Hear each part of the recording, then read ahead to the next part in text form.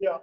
Good evening, everyone. It's a pleasure to welcome you to the May 22nd regular council meeting for the city of Courtenay. I'd like to start by just acknowledging that we are gathered on the unceded territory of the Comox First Nation, the traditional keepers of our land.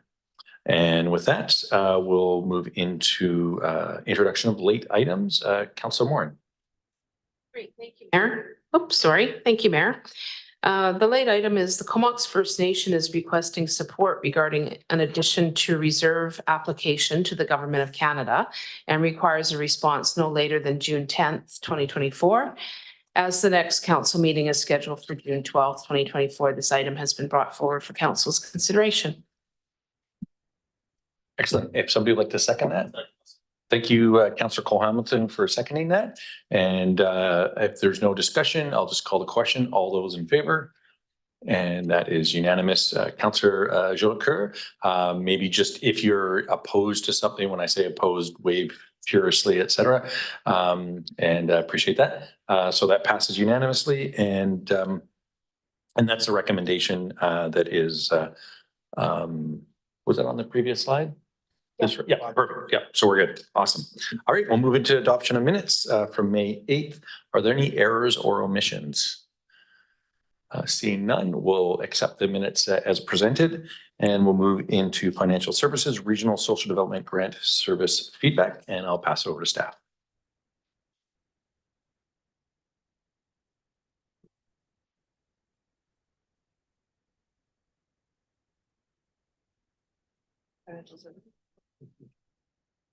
Mr. Legenmeyer. Wonderful. Nice to be here. I got back to my regular spot. So before you is a report on a request from the Comox Valley Regional District to take part in a regionalized granting service. This was a challenging report to write, as I can't, and I don't want to ever presuppose what council can do. So I picked out what are some of the challenges that I first saw occurring. As I'm working through this, I was looking at our current permissive tax exemption policy and the recent changes council has directed with our grant and aid program, and really how all those pieces just in our municipality alone have challenged at time aligning with providing where council wants direct funding and the tools to do that. So if we're going to a regionalized function, it is my recommendation that we must look at all municipalities and how their granting programs work, and how, if a regionalized function were to start, how all of those pieces would work together before I can fully, put my support behind entering into a regional function. All right.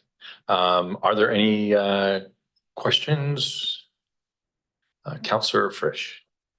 Yeah, thanks, Mayor, and thanks to staff for the report. It was helpful to get that perspective. I guess I'm also wondering, those that are on the RD, if they have any insight into this, but otherwise I'd move the motion when the time comes.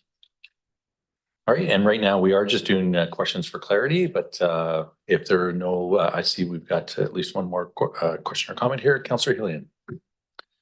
Thanks, Mayor. I'm just wondering if is the objection that staff have to this and the request for a fulsome review of all similar grant programs, is that not what is being partially recommended? That if in fact the service was created, that process would take place?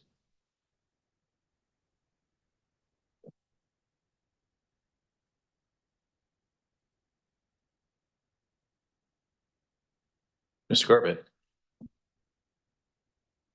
Thank you. Through the mayor to Councillor Hillian. So the referral from the former chair of the regional district in the table service concepts, I don't, based on what's been presented here, there are two proposals: operational grants and special projects grants. So it's staff's assessment at this point that an understanding of what is going on and how it could work with this potential regional concept is what we're requesting at this point in order to provide some a more clear direction. And I know that both Mr. Langenmeyer and Ms. Saunders had some conversations about this in the drafting of that. If Ms. Saunders had anything else to add. Ms. Saunders. Thank you. Through the mayor to council. in our conversations with CVRD staff before we presented the recommendation in front of you, the staff that we spoke to were in support and understood the reason for the resolution that's in front of you. I don't believe the Social Development Grant Service would take a review of all grants available through the regional district or through our other municipal partners. And one of the things that we come across through the different granting functions is an overlap in granting mandates, as well as not always clear or consistent guidelines or criteria for the receipt of grants. And so I think before staff would recommend entering into another grant, a regional grant function, it would be beneficial to understand how all those grants work together and to make the most efficient use of the tax resources being applied to those grants. Thanks for that. This does come out of a report that was presented to the Regional District Board, which I believe is referenced in our staff report. And I think it's a process of trying to find an answer to the problem of organizations that are doing good work in the community, but find themselves short of administrative funding for some of the work that they do. And we've had a couple of good examples of that, one being our accessibility committee, which for a couple of years was bounced back and forth between the city of Courtenay and the regional district until, funnily enough, it became a provincial mandate that we had to do it. So it did get secure funding. But my concern is that if the regional district has the opportunity to provide funding through this mechanism, that we may be holding them up in that process. And so I'm just wondering if staff have any indication of in their conversations with the RD about that staff's amenability to doing some further work that would make this palatable to the city of Courtenay. Thanks. Mr. Garbett? Thank you through the mayor to Councillor Hillian. The staff report provides an overview, gives us understanding that effectively we provide services locally. If a regional social development grant service is undertaken and then we have an overlap, we have the potential for Courtenay taxpayers in two jurisdictions providing tax dollars towards the same item. Secondly, when the nexus of this conversation, as it was relayed to the board of the day, was that there was no way to respond to questions that were coming to the board that were outside the existing grant service and the conversation about all participating jurisdictions contributing to it. So I'm not sure that it would delay anything. It would give it. I think the intention is that a fulsome review of what is being done now to allow jurisdictions to decide, well, maybe we want to contribute, but there's a number of options. We could double contribute. We could say, no, we're not going to participate in that jurisdiction based on the information that's provided. Or we could say, as discussed, that we won't be providing those services and they'll be jointly contributed at the grant. And I think it's very careful. It requires kind of a careful overview and conversation because individual jurisdictions may have different goals from a local perspective as well as that regional perspective. But as for delaying the work, I'm unclear at this point. The financial plan at the regional district doesn't include monies. I don't believe in this function yet, and the service hasn't yet been established. So that would be, I would presume, a 2025 exercise of service creation, terms of reference creation, et cetera. I just offer that for you. Thanks for that answer. Councillor Moore. Great, thank you, Mayor. I imagine this is going to come back to the regional board, and perhaps at that time, those of us who are on the board could seek more clarification and perhaps bring a motion forward to kind of convey what's recommended, because I agree. I think that every community is doing something a little bit different, and getting a better read on what everybody's doing would probably be helpful. Thanks.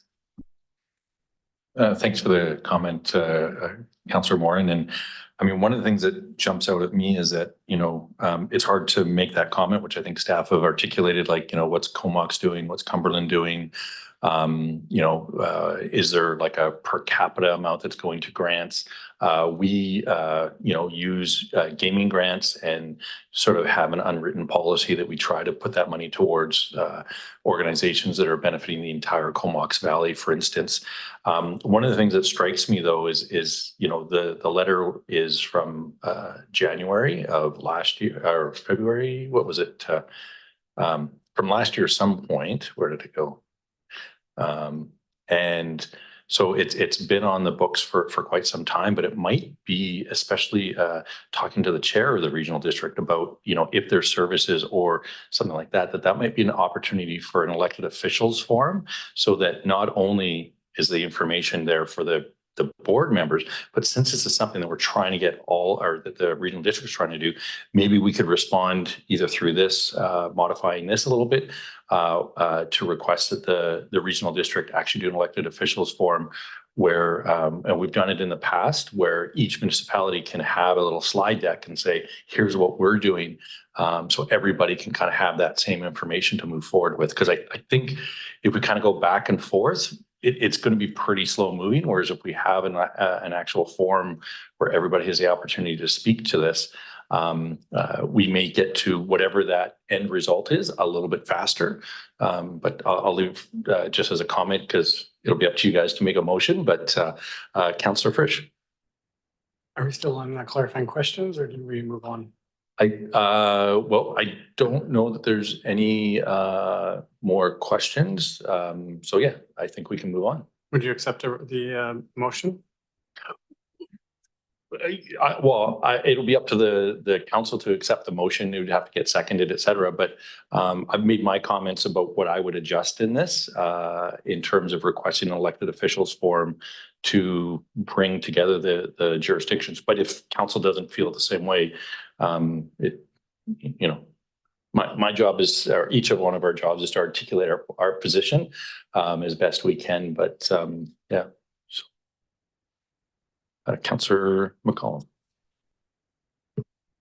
Yeah, just to chime in, I'm comfortable with the recommendation. I think the suggestion that it needs kind of a broader look at how grants are awarded in our community, and maybe workshopped in some way with our other municipal partners. I think at this time it's likely that other municipalities probably have similar concerns around overlap as well. So I would not be surprised if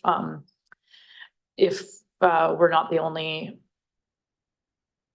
council table to have some concerns around this. But I do think there's value in continuing to look at it, because the gap has been identified, and there is a need for some regional funding for some specific organizations that do a lot of work regionally. So I wouldn't want to put an end to this consideration, but I do think we're maybe a little bit premature in getting the service established at this time. So I'm happy to support the recommendation if someone wants to move it. All right, and maybe I do have a clarifying question, but Councillor Hamilton, and really to the directors that do sit at the board, has there been responses from the other municipalities, or are we potentially the first one? Even though this request came well over a year ago, so okay, I'm getting the nods that that hasn't happened from the other municipalities. Councillor Cole Hamilton. Yeah. Thanks, Mayor. I just wanted to say that, I think a fulsome review is in order, but your idea of perhaps having an elected officials forum I'm not sure that a forum would be comprehensive enough to sort of constitute the kind of review that staff would want, but I think it might be very helpful for elected officials to get the full picture. There are so many different granting programs, even within the RD, let alone the various municipalities. So I don't think we'd need to amend the recommendation. I can certainly just bring back the suggestion of an elected officials forum directly to my next meeting with the CAO. Much appreciated. Yeah, I'd be happy with that. Councillor Jolicoeur, just making sure you didn't move there for a while. I wasn't sure if it You look very stoic, I have to say. All right, with that being said, Councillor Frisch, I think we moved on from clarification and Yeah, thanks, Mayor. I was just going to point out that it does seem worthwhile to look into a regional district function like this. We often say, oh, well, how come you're coming to Courtney for money? Maybe you should go to the regional district. They probably go to the regional district and the regional district says something like, well, we don't have a function to fund that. It's not whatever. So yeah, I'll move the recommendation to look for some more information on this. You want me to read it out? it's been seconded. So thank you, Councillor Frisch. Any questions or comments based on the motion? Seeing none, all those in favor? All right, that passes. And we'll move on to operational services, and we have sustainable infrastructure investment plan. And I will pass it over to, I believe, Chris, Mr. Thompson, or no, Mr. Shaw. If I may, thank you through the mayor to council. Just a quick intro before Mr. Thompson gets into the presentation today to introduce the Sustainable Infrastructure Investment Plan report. Just a bit of background. This has been a long in the making. I think the journey for asset management started way back in 2015 when we adopted an asset management policy, followed closely behind in 2019 by an asset management bylaw. The Sustainable Investment Plan is really the next evolution in that step of infrastructure investment within our community. And a great deal of work has been brought forward by our team, as council is aware that the asset management group has moved over to the formerly known as engineering group as the infrastructure and environmental engineering team. But this is really the capstone project for that group as it sat within the operational services group, with the key individuals still partaking in the works and services that are transpire out of that group. And so they brought it to fruition, and I'm really excited to bring it here to council today to get endorsement for this plan, and look forward to what the future has to bring when it comes to infrastructure investment within our community. With that, I'll pass it over to Mr. Thompson. Thank you, Kyle. Great. I'm excited to be here today to provide an overview of and present the findings and recommendations of the Sustainable Infrastructure Investment Plan, which we call the SIP. As can be seen by the headlines on the slide, you don't have to look too hard to find stories of failing infrastructure, some close to home and some very relatable. We live in a remarkable community that has seen significant growth, even in recent memory. We enjoy natural beauty, have wonderful, friendly, and engaged residents, and have worked hard to build a thriving community with all the services and assets one could ask for. Our goal with this plan is to ensure that we can securely and sustainably maintain our community for generations to come by making sure we take the necessary steps now. The city has prepared this plan as a direct outcome of council's strategic priority, focus on asset management for sustainable service delivery. A typical asset management plan looks at renewal spending needs for the next 20 years. This Sustainable Infrastructure Investment Plan combines the efforts of a spending plan and also incorporates a long-term financial plan, a funding plan to meet those needs. The average useful life of an asset in the city of Courtney is 62 years. So the city chose a 100-year horizon to forecast how decisions today will impact the city far into the future. The purpose of this plan is to provide a background of the city's infrastructure renewal needs and financial projections to provide recommendations to sustainably fund long-term capital renewal. Sustainable funding is ensuring the city is raising funds to renew infrastructure, all while responsibly providing services at levels which the people we serve are willing to pay. As I'll discuss later, while the city has made modest commitments over the years for infrastructure replacement, current funding levels for asset renewal are not sustainable to ensure long-term service delivery, maintenance of assets, and the replacement of assets. So without taking steps to close the funding gap now, we'll be setting our community up for financial hardships in the future. Over the course of this presentation, I'm going to provide the key findings of the SIP and discuss the recommendations. Before we get started, I'd like to show a chart of the number of water main breaks per year from the city of Edmonton, of all places. You can see up to 1986, water main breaks were consistently increasing to the point where they made a decision to change the way they funded and prioritized water main renewal. From that point on, main breaks have been generally reduced on an annual basis. The map on the right shows pipe material for water mains in the city of Courtenay. Yellow and red are older asbestos cement and cast iron pipes, which are approaching the end of their functional service lives. While it isn't 1985 in Edmonton here at the moment, we are seeing indications that these components of the water system are beginning to fail.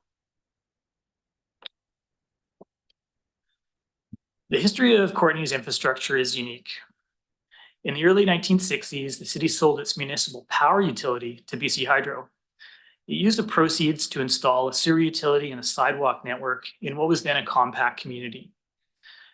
The city remained small until the late 80s, when a combination of large developments and annexations expanded its borders, and we have only grown since. While the city has a significant amount of infrastructure for a community of its size, much of it was provided through developer contributions, inheritance from annexations, or debt financing for community amenities built decades ago. Recently, the expansion of the bicycling network has made great strides in laying the groundwork for transportation mode shifts for many years to come. That said, the city has a responsibility to balance future plans to improve the community with the stewardship of core services residents and businesses rely on. Overall, since its incorporation in 1915, the city has accumulated more than $1 billion worth of infrastructure. To this end, the city has invested for several years in staff training, developing asset inventories, condition assessments, and a policy along with a bylaw. This represents a significant amount of work that has put us in a good position to plan for the future. Like Kyle said, starting in 2014, the city started a detailed inventory investment of underground utilities, including water, sewer, and drainage. A full-scale pipe inspection program began in 2016 with nearly the entire network of sanitary and storm pipes completed by 2020. In 2018, roadway, sidewalk, traffic signal, footbridge, drainage culvert, and a building facility condition assessments were completed. In 2015, the asset management policy was adopted, followed by the asset management bylaw in 2019. In 2019, the transportation, as well as the cycling network and the Parks and Rec master plans were completed, along with urban forest management strategy. In 2021, the water and sewer master plans were completed. Significant work to complete this sustainable infrastructure investment plan began in 2022.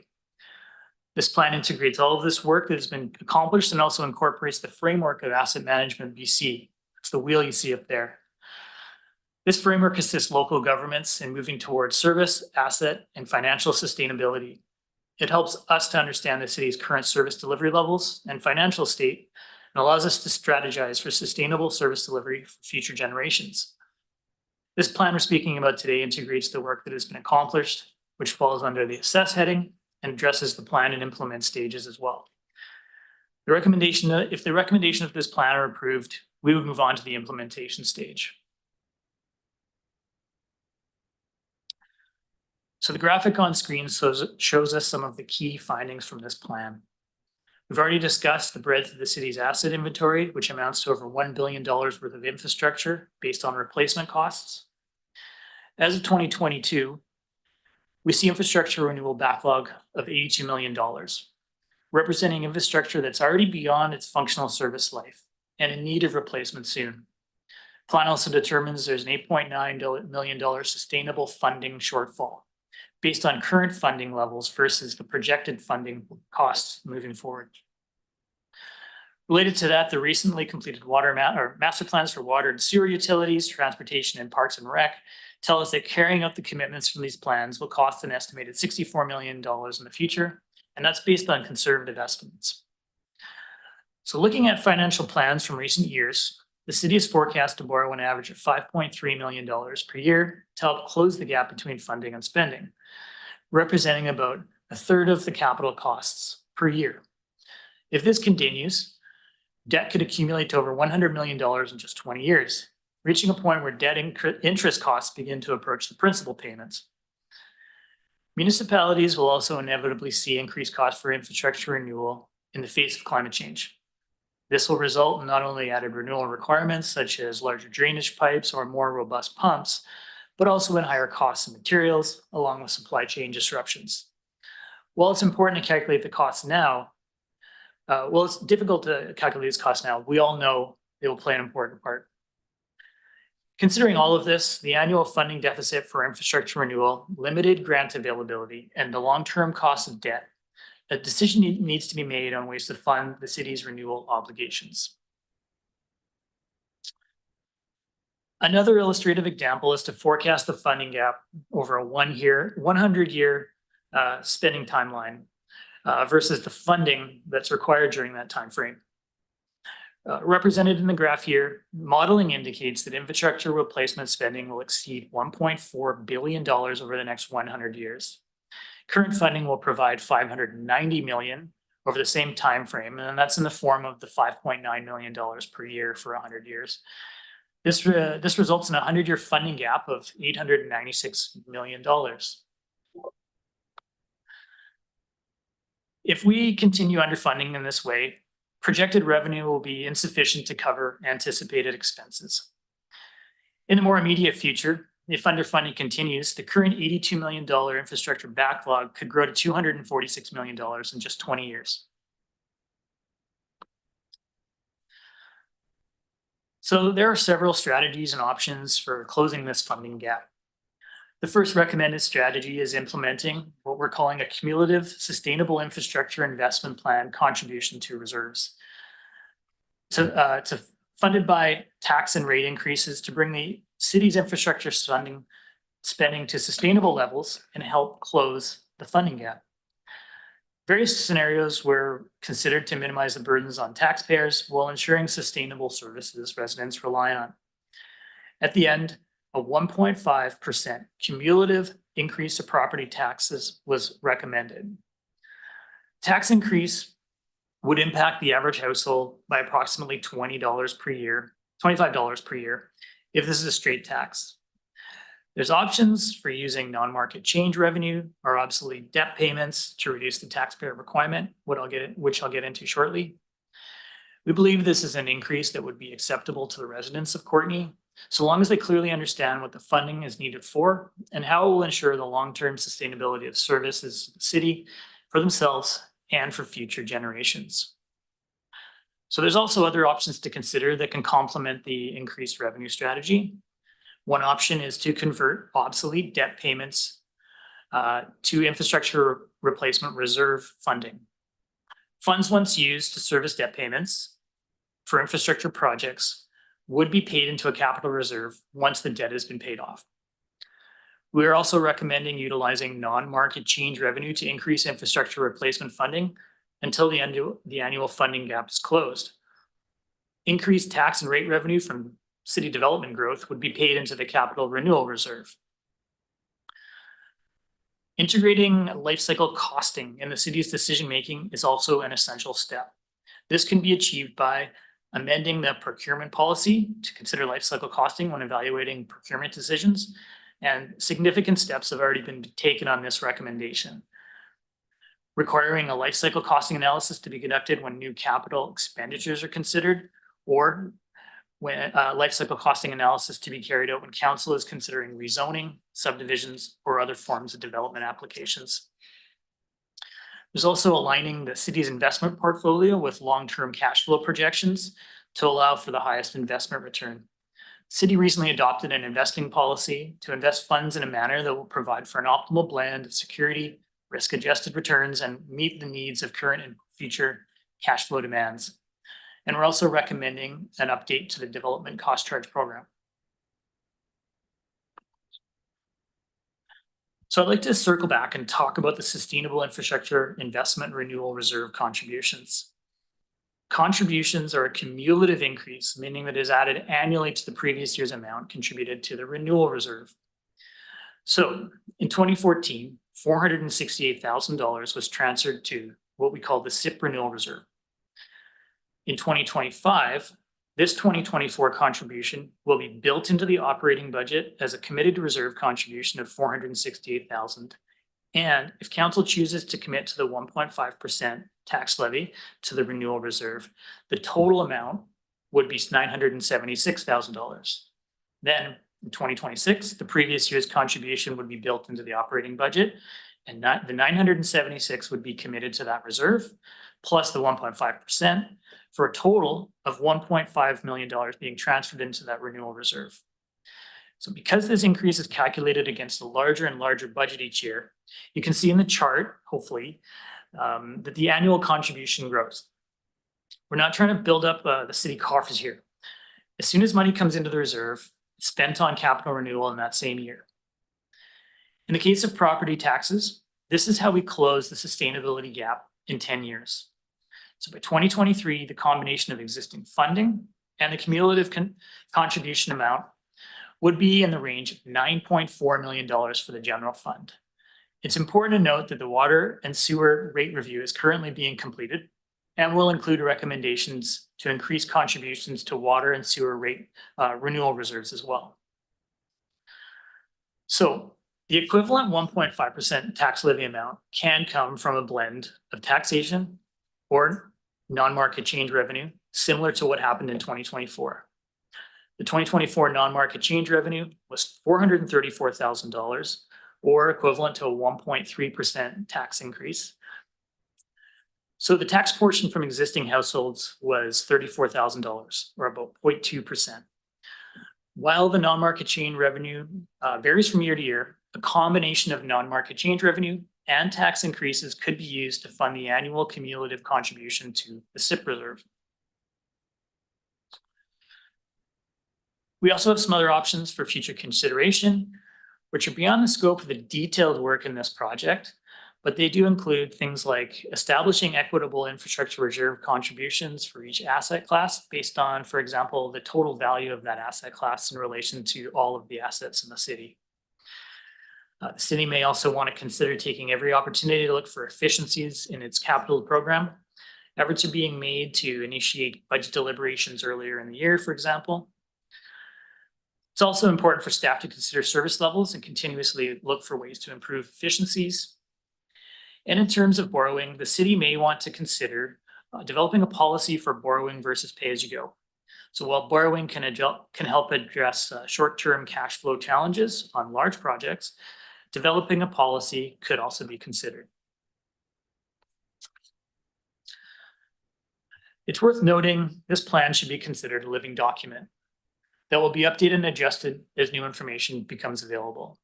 This will remain relevant. This will allow it to remain relevant and accurate going forward. In summation, the City of Courtenay began its asset management journey in earnest several years ago. And this report is the culmination of years of data collection, analysis, staff training, and collaboration towards the goal of sustainable service delivery. We know there's an infrastructure funding gap of approximately $8.9 million per year, which will grow to an estimated $890 million over the next 100 years. So no combination of borrowing or grants will close this funding gap. Policy changes and an enhanced revenue strategy are needed to put Courtenay on the path to long-term financial sustainability. Some changes have already been made and others could be actively discussed. While the problem won't be solved immediately, the changes we make today will have a significant impact on the future vitality, livability, and financial security of the City of Courtenay.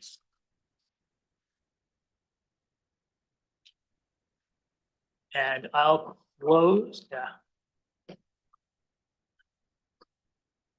I'll close with the just discussing the options to be made as separate resolutions.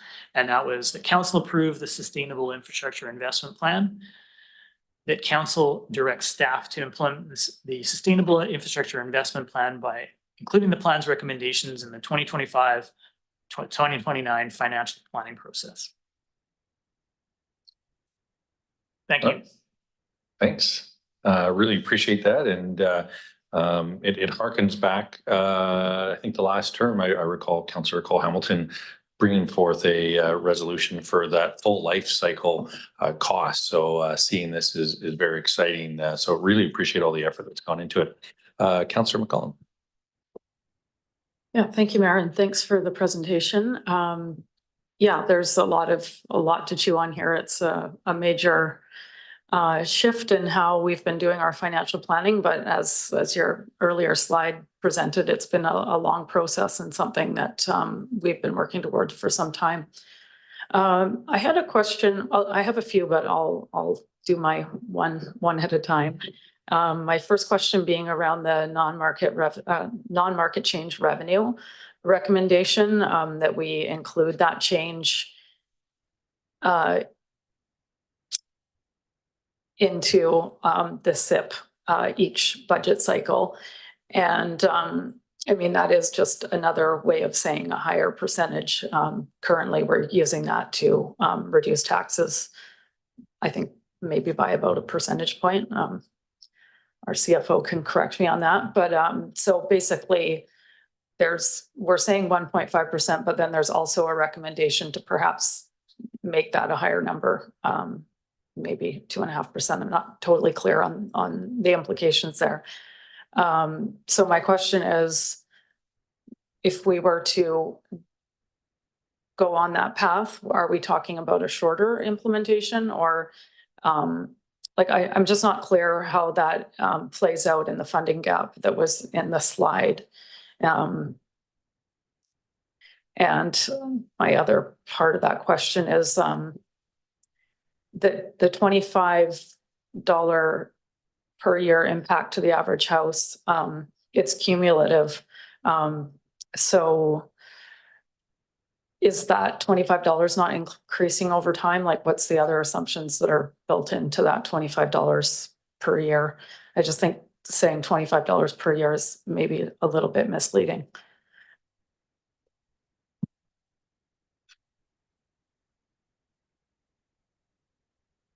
Mr. Leichenmeyer. I can speak to that one. Good question about the non-market change. So currently, the way the city uses the non-market change, which is money coming from properties being taxed for the first time of the year, we simply add it to the overall taxation requirement. And essentially what it does, it reduces the amount the existing taxpayers' tax increase has to be for that year. So what we could do alternatively is wouldn't be increasing the SIP contribution to say 2.5%. It's a way of taking your non-market change amount and putting it directly towards that SIP contribution. In essence, you're shifting that tax increase burden onto existing taxpayers instead of having your new revenue reduce that burden by a little bit on your existing taxpayers. It would net to the same number, yes. With regards to what's the cumulative impact, I did a bit of math on this today because I was like, well, it's $25 when you look at the change from last year to this year. With the additional 1.5% being added each year. By the end of the 10 years, I calculated it out with sort of the inflationary increases to our tax base. It works out to be about $260, $280 per household. Because as you're increasing by only 1.5%, so your first year, you're $25, your second year, you're 25 plus $25.30. The next year, you're $25 plus $25.30 plus $25 and say 70 cents. So you're seeing like that small increase each year because you're always using 1.5% of last year's tax levy to fund your SIP. So at the end of the 10-year plan, the focus more is on how do we fund that $8.9 million?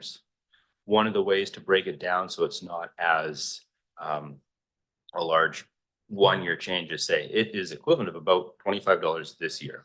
As that grows over years, the overall impact is about $260, $270 with the inflationary pieces.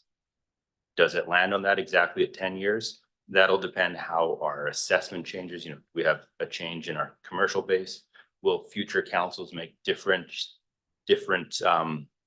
decisions on how our tax burden is distributed among the different classes? It's really the simple way of saying where we expect this cost to be going forward in a way that people can kind of relate to it.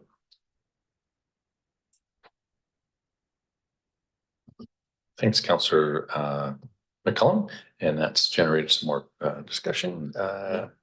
Yeah, Councillor Cohen. thanks, Mayor, and thanks for the report. There's indeed a lot to chew on here.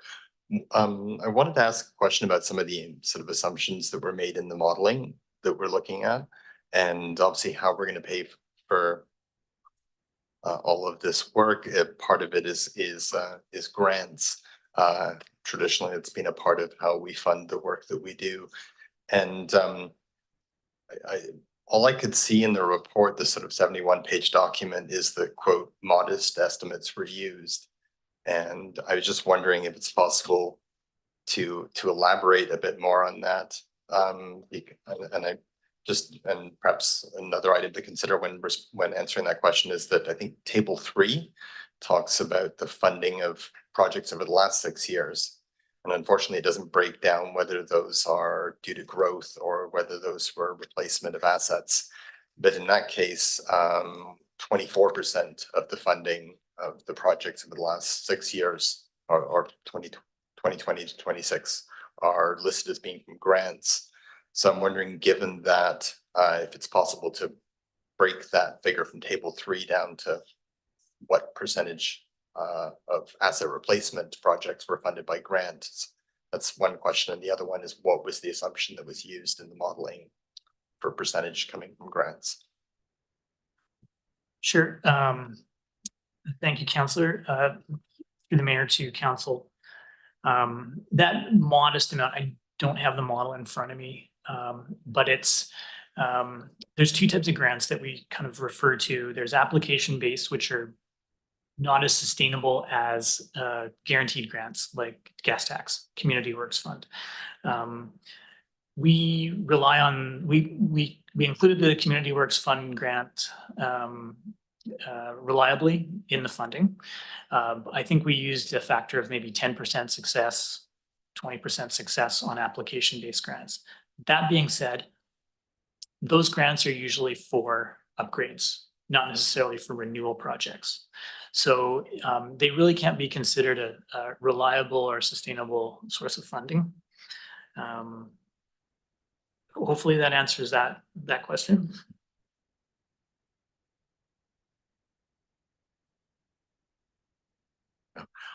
I appreciate that you can't, there's not a guarantee that application-based grants would be approved.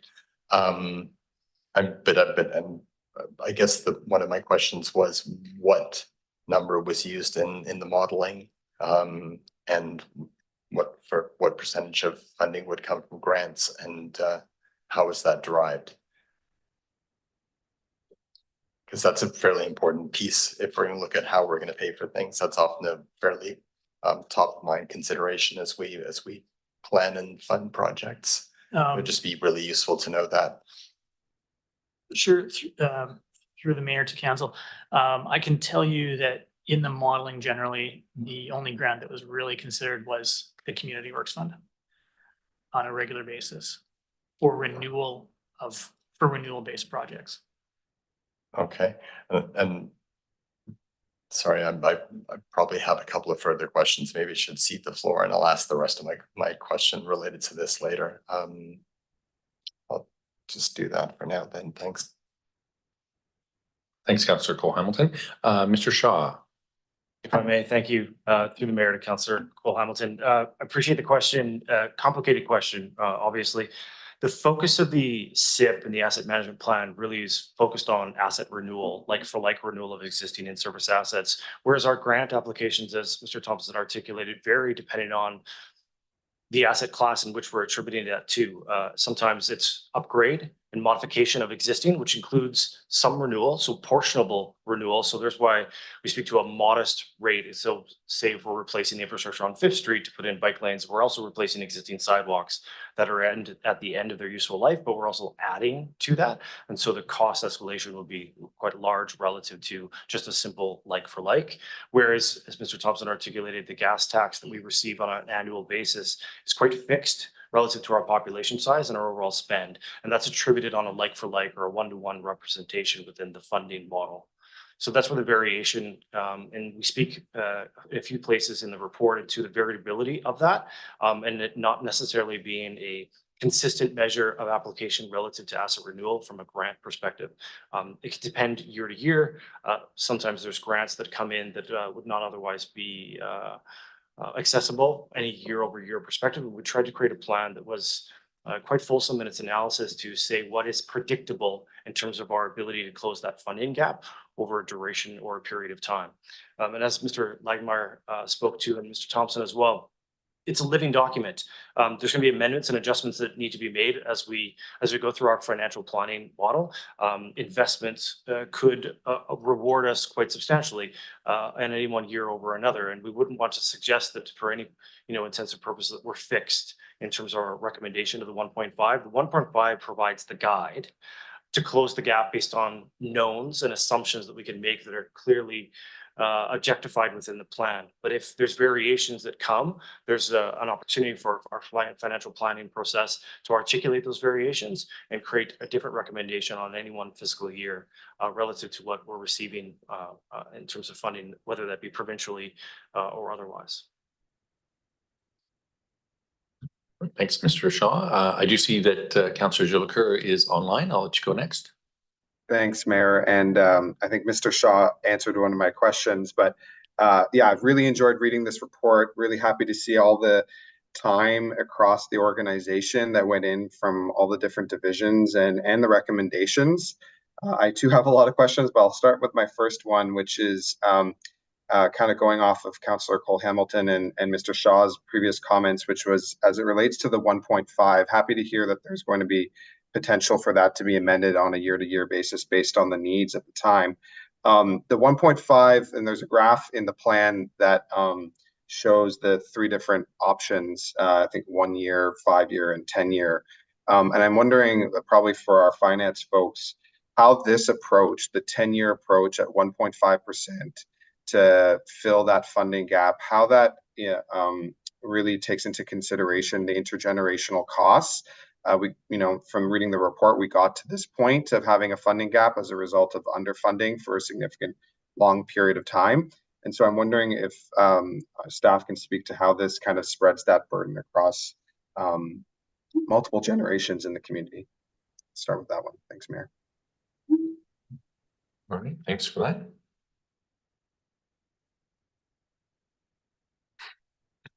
Mr. Shaw.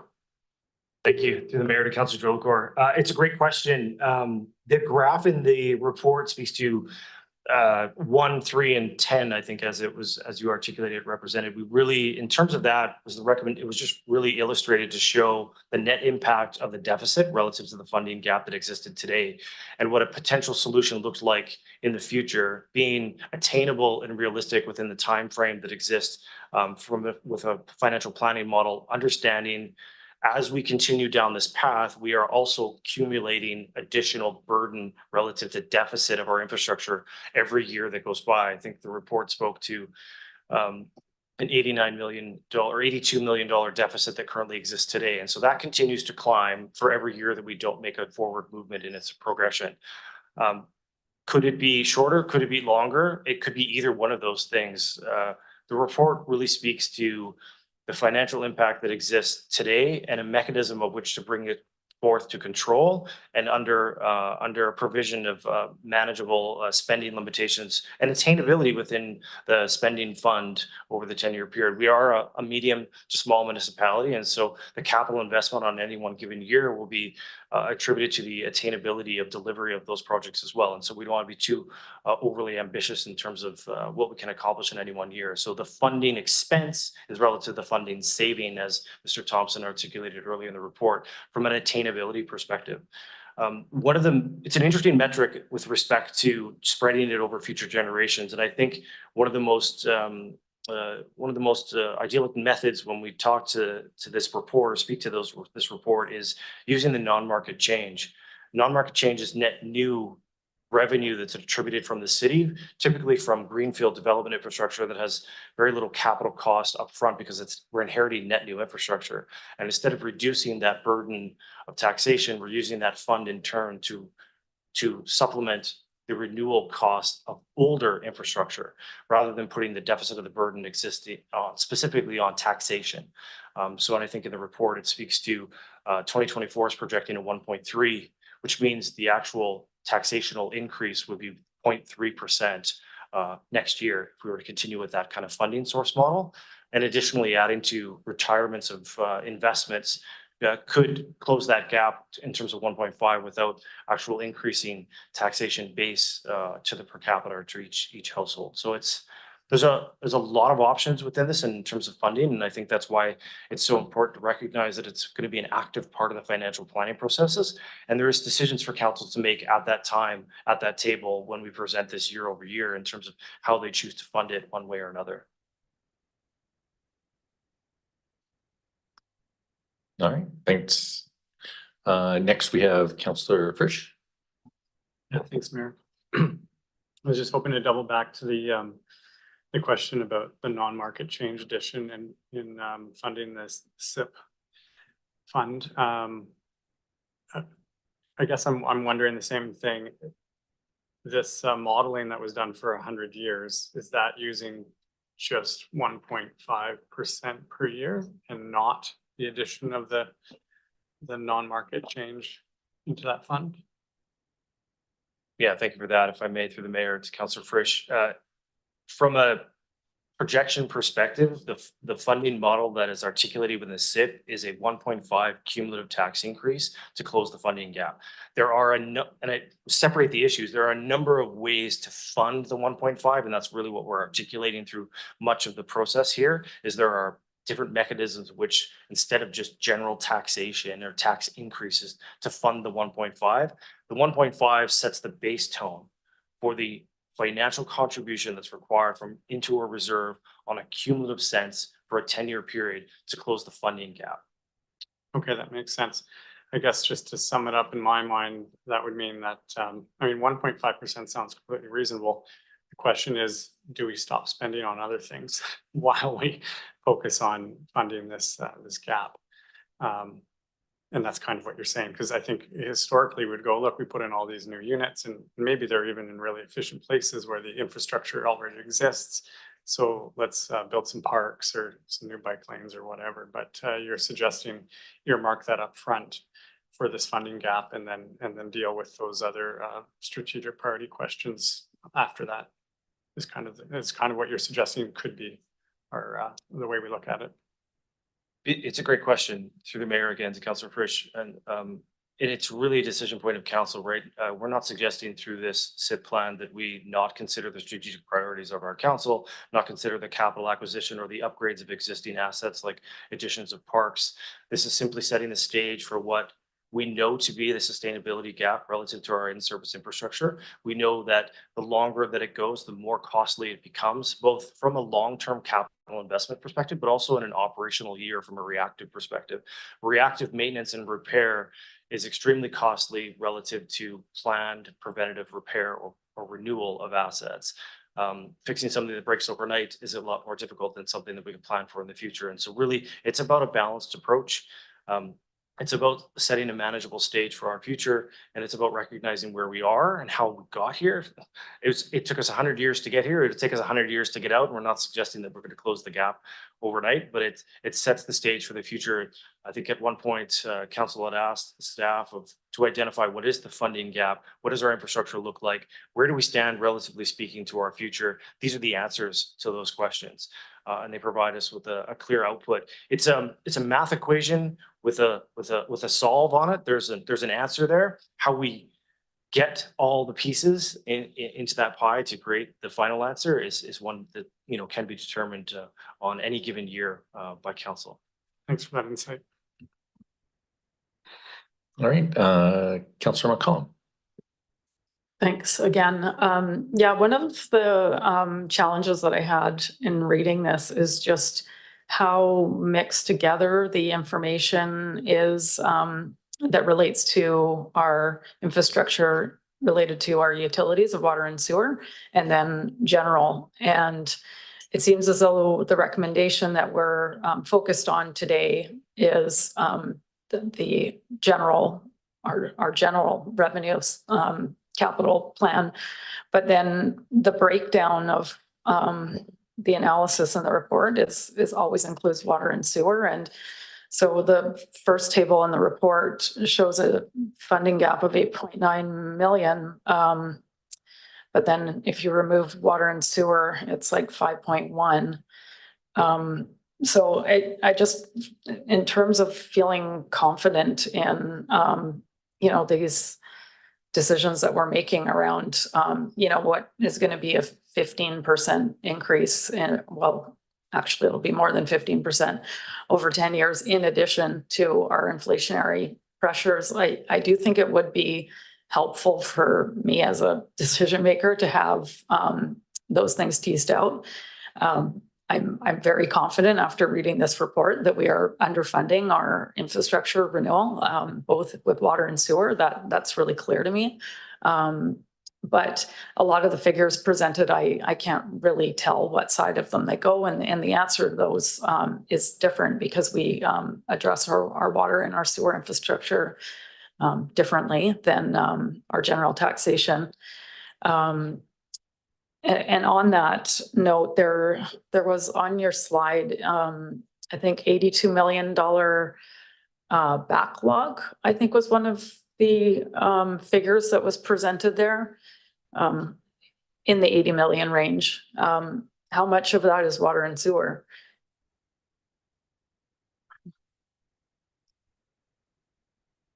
Mr. Shaw. Thank you. Again, to the mayor, to council. Thank you for the question, Councilor McCollum. I'll speak to the first part. Maybe my colleague can look into the breakdown in terms of water and sewer. You make a great point in terms of the deficit. You are correct in terms of 1.5, relatively speaking, to general, with 3.8 being cumulative between the water, complementary between the water and sewer reserves, contribution amounts, relatively speaking. So that collectively creates the 8.9. When we speak to $25 per annum per household, we're speaking to the general taxation amount only, not to water and sewer. Those are separate issues. And they'll be identified and spoke to within the impending water and sewer rate review. When we talk about taxation versus rate for the utilities. The point that I want to really draw to your attention with respect to that is when we look at infrastructure renewal as a whole, we know that we have to dig through the road to get to the water or the sewer systems or the storm systems that are at end of life. And when we can cumulatively put those pieces of works together, the overall cost of renewal lessens, relatively speaking, to each one of those assets, because the attributed cost can be broken across each of the linear assets classes.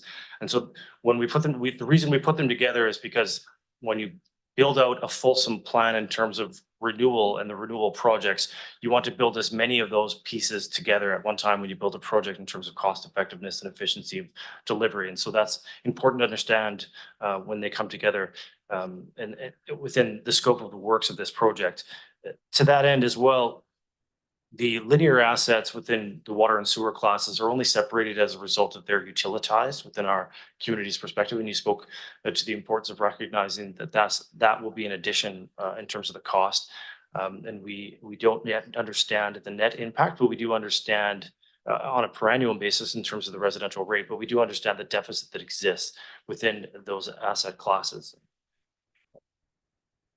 I'll just look to Mr. Thompson to speak to the cumulative amount, relatively speaking, to each of those. Thank you. Thank you, Mr. Mayor. Through the mayor to councillor. I just looked it up in the inventory of infrastructure services section of the report. It does speak to the individual backlog for water, sewer, and all the other infrastructure asset classes. And water is 8.6 million, sewer is 6.2. So the combined utilities is 14.8 million of that $82 million piece. Yeah, that's helpful. So what type of projects would be made up of the remainder of that figure? Like, it's pretty substantial and I don't really have a clear understanding of what that means. I assume that it was, in service assets that were considered maybe beyond their, stated replacement age or useful life, as we like to say. But maybe I'm missing a piece. I'm not sure. It's a great question. The asset management as a whole, as you look at in-service assets, there's an engineered life of any one given asset. And I think, roughly speaking, that's between 75 and 80 some odd years. We classify through this plan in terms of useful life. You can get more out of an asset class depending on a multitude of variables, right? Soil conditions, maintenance practices are one of those. So the goal and the objective in the operational services group is to always extend the useful life as much as possible. Doing small repairs on existing or longer linear assets to extend its useful life beyond what's engineered life is really always the goal that we're trying to adhere to.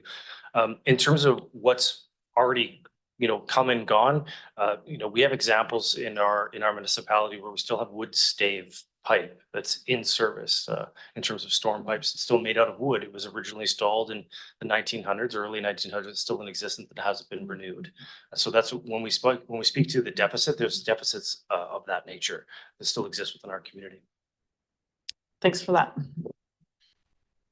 Thanks, Councilor McCollum. Did you have a follow-up? Thank you, Mr. Mayor. Just on the other piece of that pie in terms of the backlog, the two big ones that come to mind, Storm, 15.9 million in backlog, and roads is a humongous one, $35 million in backlog. So those four pieces of what we call linear infrastructure, sewer, water, storm, and roads are the biggest piece there.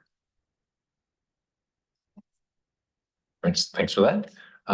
Councilor Moore, have you spoken yet? Yeah, Councilor Moore, because I think everyone else has had a chance. Give me 1 second here to get your. There we go. Great, thank you, Mayor.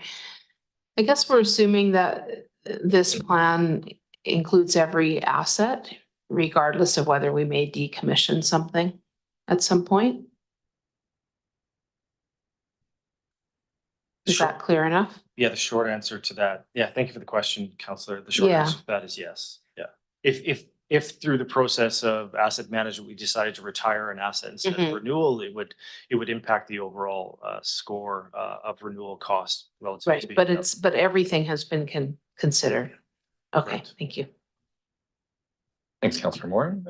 And Councilor Jolicoeur. Thanks, Mayor.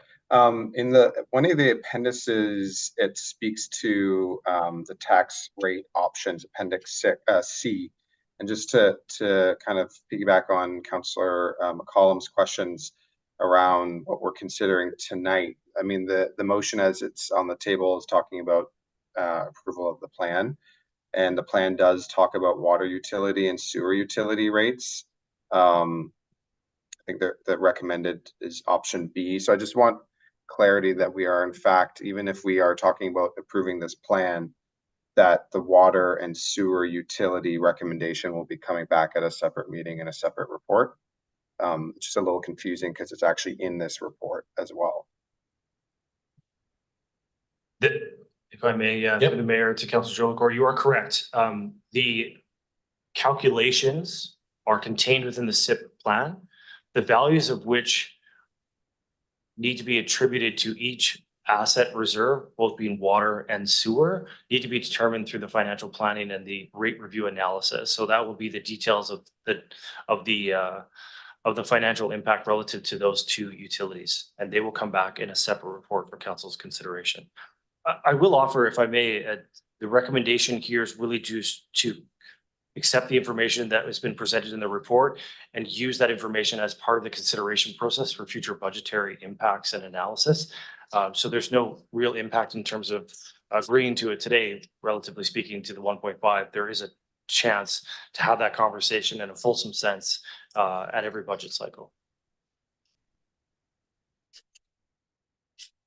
All right, thanks for that. And Councillor Cole-Hamilton. Thanks very much, Mayor. And my question was somewhat similar to Councillor Jolicoeur's, that we will be having these reports, I assume you said, coming regarding the utilities rates. Given that we're do you have a time frame on when that would happen? Because I certainly think that it would be helpful for all of us to be able to consider the entire picture, because obviously some of the decisions we're making as to how many years to spread things over bear on, the community's ability at a time of really high inflation to actually support these tax increases.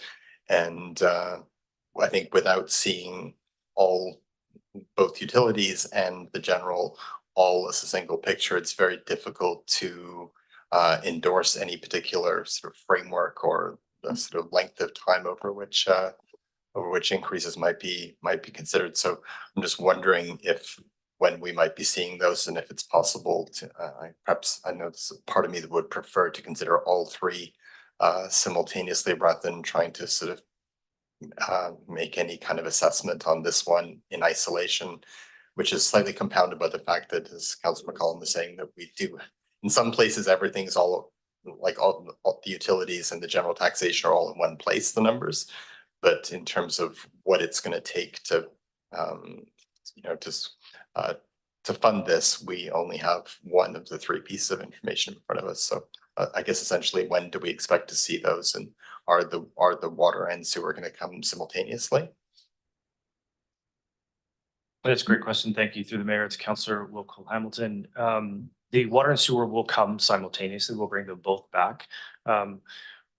We anticipate that coming late Q2, early Q3, well in advance of budget presentations for 2025. So you'll be able to see all three of those pieces together. The number in terms of deficit with respect to infrastructure will not change. It's how much funding is required. When the water and sewer rates are a bit more complex in terms of the review, because we look at water and sewer rates both from a rate perspective as per cubic meter of water that we sell, but also from a frontage taxation perspective, which we are recommending to be dedicated to the infrastructure reserve, relatively speaking, to each one of those asset classes. And so that's the proportional amount. The rate review will speak to the funding deficit that exists with each one of the utilities as an independent unit. And those are the numbers that you're hoping to seek. And those numbers will be presented together, both water and sewer, and we'll finalize the overall impact, I think, is what you're hoping to understand with respect to for residential households.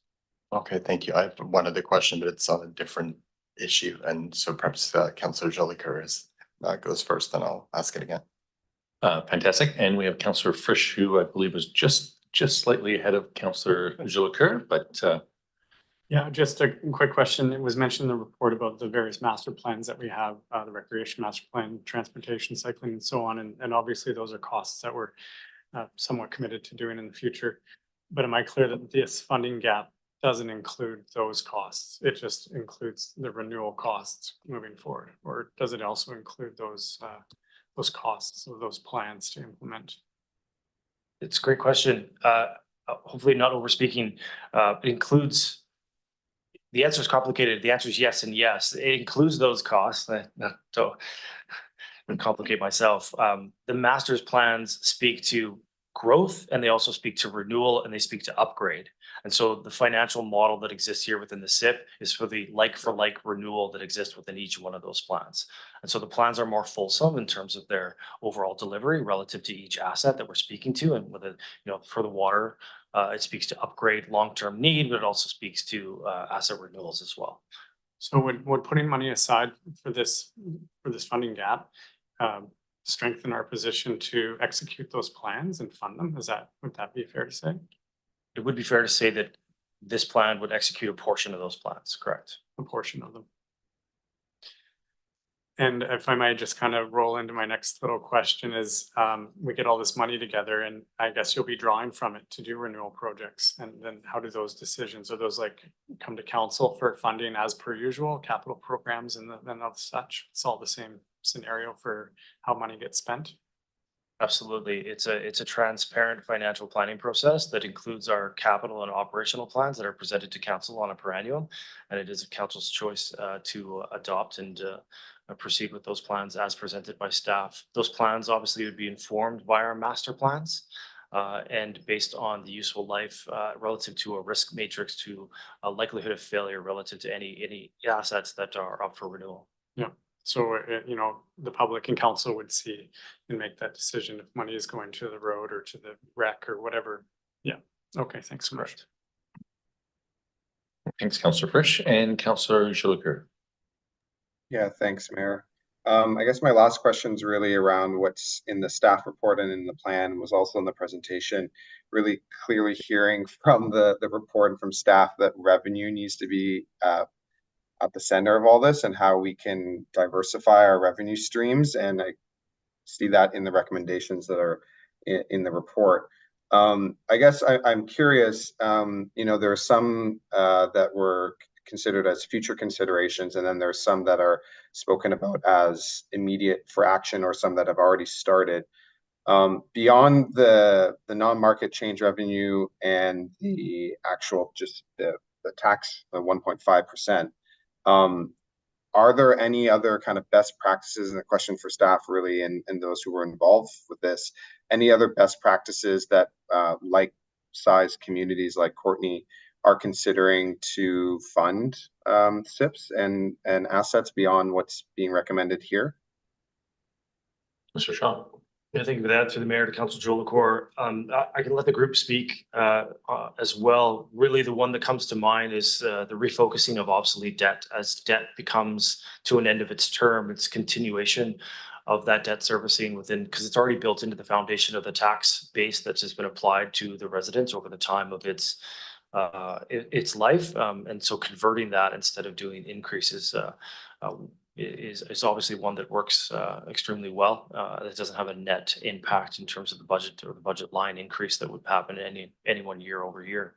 That's the one that comes to top of mind for myself.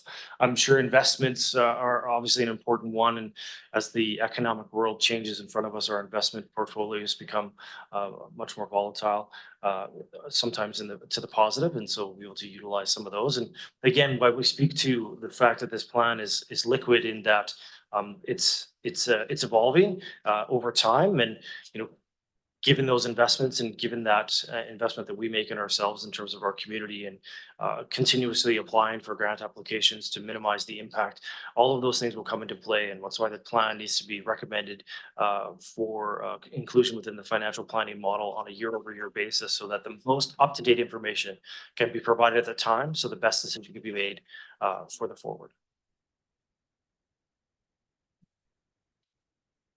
All right, thanks for that. And Councillor Hillian. Thanks, Mayor. This takes me back to the first year of the last term, the 2018 to 2022 term, where I think at that time our long-term forecast had a series of 8% increases in taxation, and concerned about that, we decided we should form some sort of a finance committee.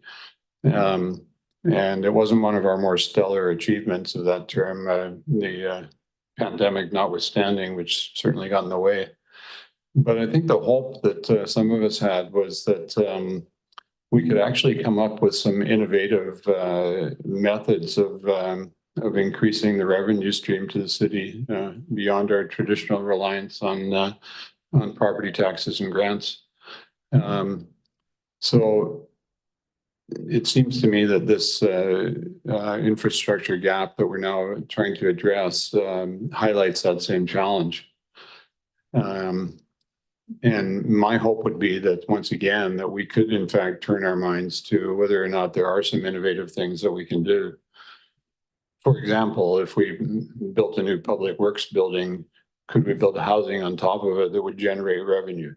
I mean, that may be pie in the sky, but I just wonder whether staff, following up on Councillor Jolicoeur's point, have seen in other communities that are obviously grappling with the same issue, whether there is anything innovative that is in fact going on that is generating revenue. We can't all be like Red Deer, which apparently has solved homelessness by having its own gas reserves. But are there other communities that are in fact coming up with different revenue streams beyond the reliance on residential property?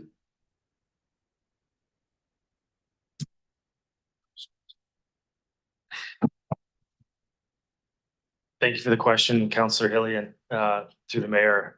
It's a great question. It's one that we find ourselves challenged with, just given, you know, the complexity of our community being a small North Island community, not having a fairly large industrial classification within our tax base. Many communities are reliant on those tax bases to create a mill rate that creates a more sustainable cost of living, one that we just don't have at our purview within the city here. So you know, I think what you proposed is a challenge that staff need to take back and investigate to better understand what those opportunities look like, whether they be small, as you suggest, within the operation center's renewal of that building, and offsetting the costs of capital delivery of one particular item with a revenue generation stream down the road. I think those are policy guiding documents that staff would need to take back and bring forth to council for consideration. Thanks for the answer. Mr. Garvin. Thank you. I believe most municipalities have been struggling with this for hundreds of years, relying on property tax. In the United States, they have access to sales tax, various things. So I know that this council historically has been advocating for revenue sharing and the like. So until new revenues that are not taxation based on local people, respectfully to my colleague, industrial tax base is still taxation. We're very limited in our response. Some jurisdictions have developed utilities where they generate power. We're not the generator of, we don't treat our wastewater or disinfect the water. So we don't find ourselves in some of those opportunities to achieve revenue. We don't sell services at a for-profit rate. We do have policies within the regional growth strategy which speak to looking for revenues from partners as a condition of service extensions, et cetera. So we will continue to work through that, but as it currently stands, until there's, and if and when there's significant changes to how we can generate revenue, like either the share of sales tax, gas taxes, and the like, we really must rely at this point. But our staff are very engaged in their professional associations to see, and we will look for opportunities to do that. But at this point, I don't think we have any magic bullet at this juncture to provide. But remaining focused on that and looking for opportunities is something that I think that we should continue to endeavor. And perhaps with the same challenges that all municipalities are facing and lobbying at both the provincial and federal levels, there may be a change. And I know at both UBCM and FCM, they've been lobbying very hard for different sources of revenue, and we'll continue to participate in that. Thanks for that update. Councillor Cole Hamilton. Yeah, thanks, Mayor. I was going to say in response to that, and sitting as on the board of FCM, it is the singular focus of FCM is a renewed fiscal framework, and every single meeting we had with ministers and MPs during advocacy days last year was focused fundamentally and centrally on that with all parties. And I think it does help when you have roughly an organization that represents 99% of Canadians saying we have one focus and this is it. And so one can remain optimistic about that. And sort of related to that, just returning, I guess, to the role that grants play in our modeling. And I think the comment was made that they tend to be focused towards increased levels of service rather than sort of replacement. But I mean, it does occur to me that with Fifth Street Bridge project, which was not an increased level of service, we received roughly a third of the was paid for in grant revenue by grants from senior levels of government, and I believe that a comparable level for the First Street lift station.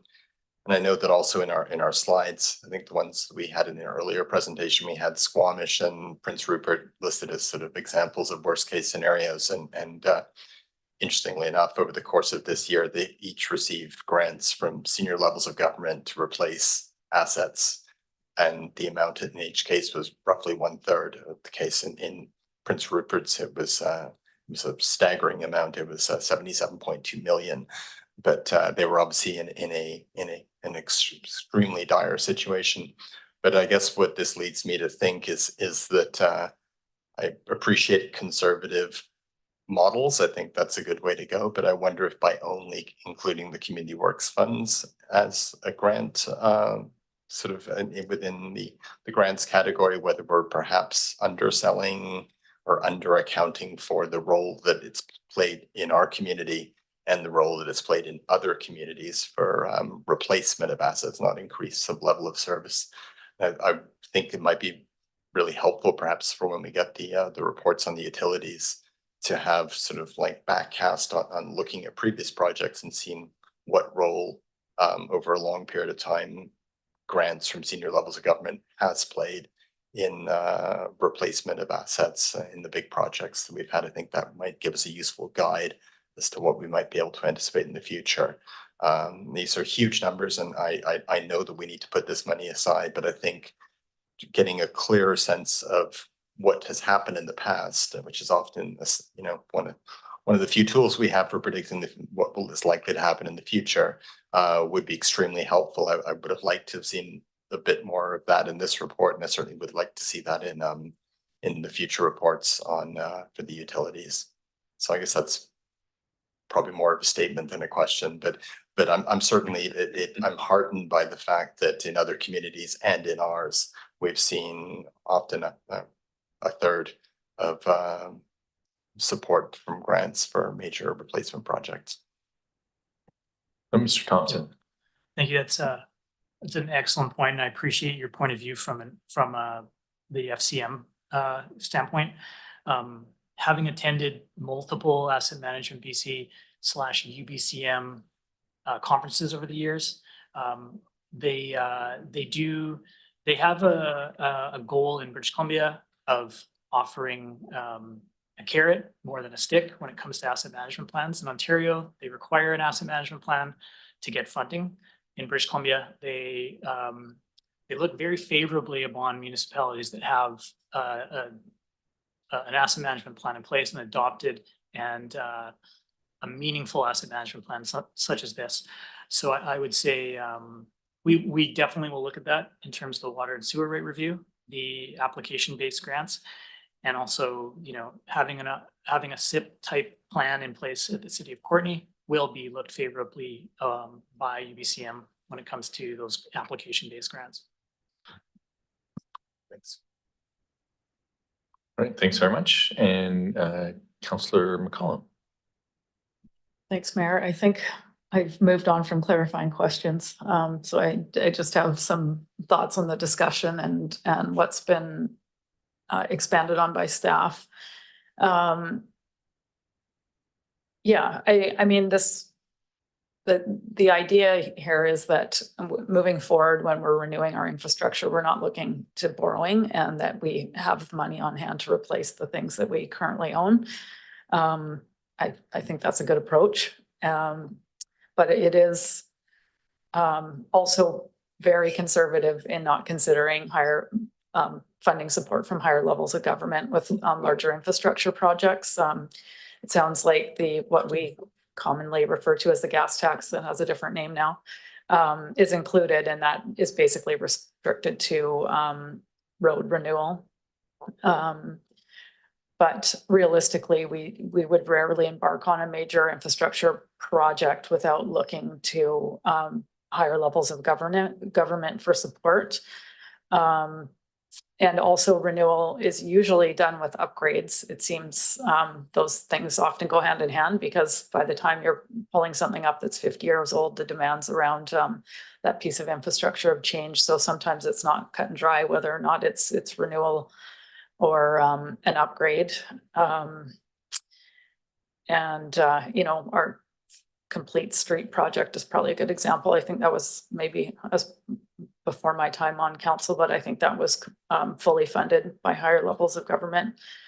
The other thing, this is looping back to a question, is I was looking at the financial statements that we were presented at the last council meeting, and I believe that we did contribute 9.4 million to reserves. A huge chunk of that was the Growing Communities Fund. So that was, unexpected, but another example that, the higher levels of government do come to the table and support capital projects, and that money was specifically acknowledging that municipalities do need more support for capital funding. So so I guess my question is, the 2.7 million base figure was what was in the financial plan, but it doesn't represent the actuals from last year. I think I'm right in that. And I just lost the thread of what my question was going to be. Shoot. I'll have to come back. But can you confirm that the 2.7 million is budgeted, but I think that we're well above that in our last financial plan.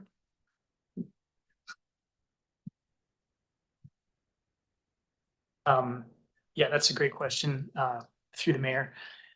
The 2.7 was a number that we came up with when we began this analysis back in 2021, 2022. So it was looking back several years on an average amount. Yeah, those big one-time grants do play a huge role in changing the average, but that baseline was sort of a longer term average previous to 2022. Thanks, Councillor McCollum and Councillor Frisch. Yeah, thanks, Mayor. I was gonna make the same point about Fifth Street. It must have been at least 50% renewal, and then 50% new fancy bells and whistles on top of that. And it is interesting that a lot of our funding from the province and the federal government come in that form of we never know when it's going to come or how much it's going to be, and we fight hard for it. But I would assume that those levels of government will be stepping up to the plate. Yeah, you meant the bridge, but I meant Fifth Street and Fifth Street, Complete Street in particular. Seeing how much that was all replaced, all the pipes and water and road and all the rest.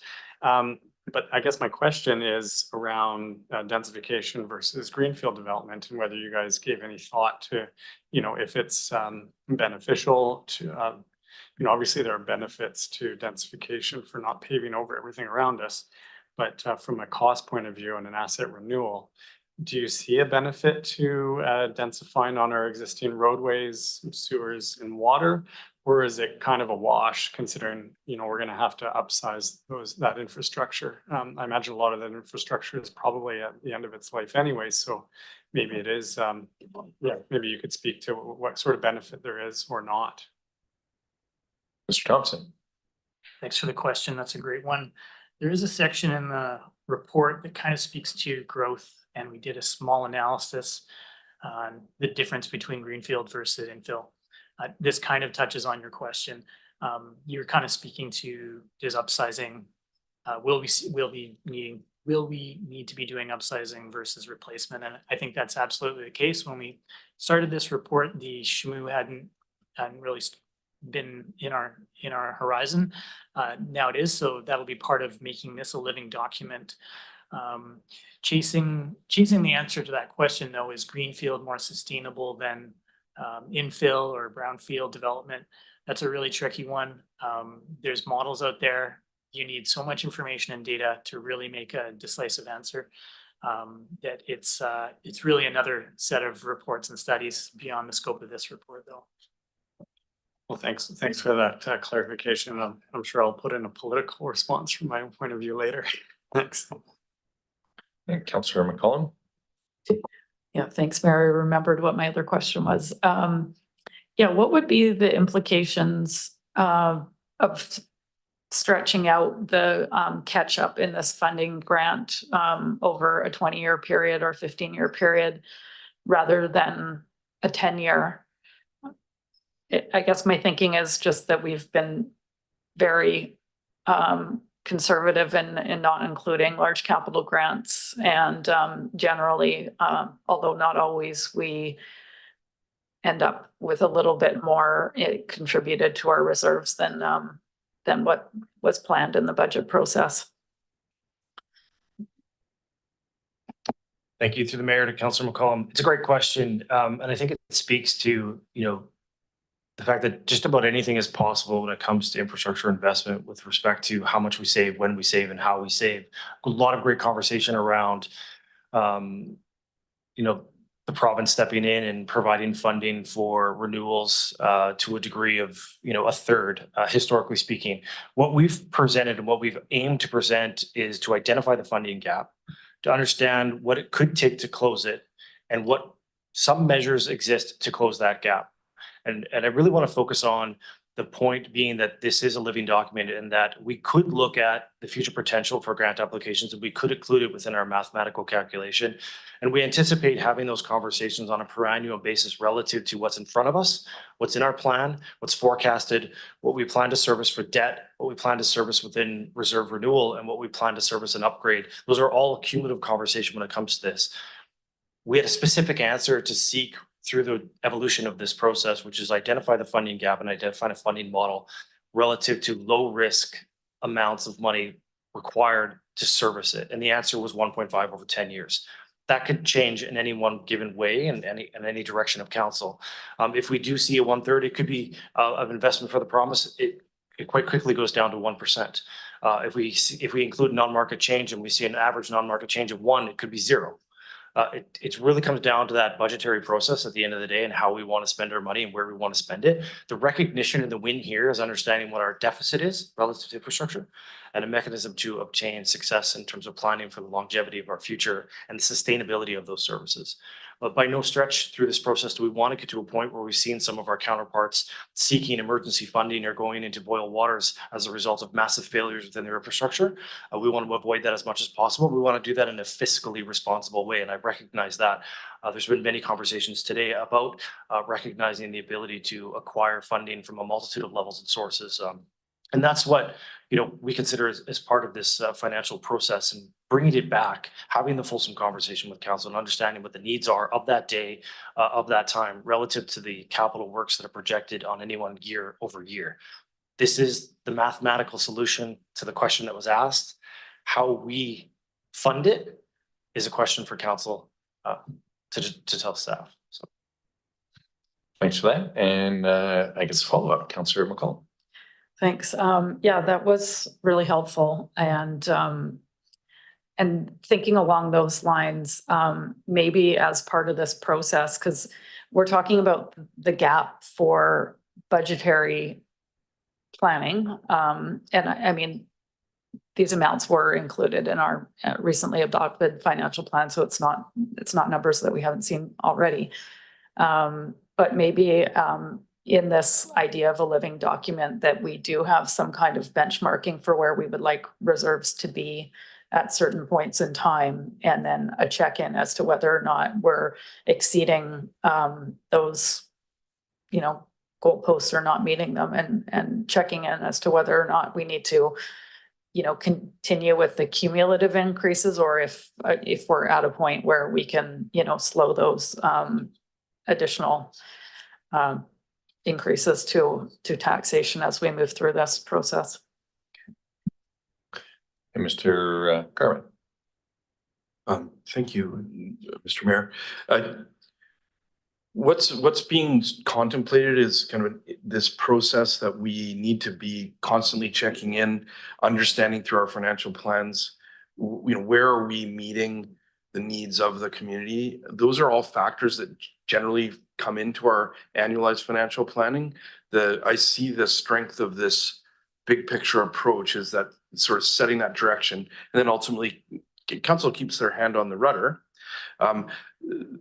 Another component of this plan is that it allows us to be responsive to the changing focus of those granting agencies.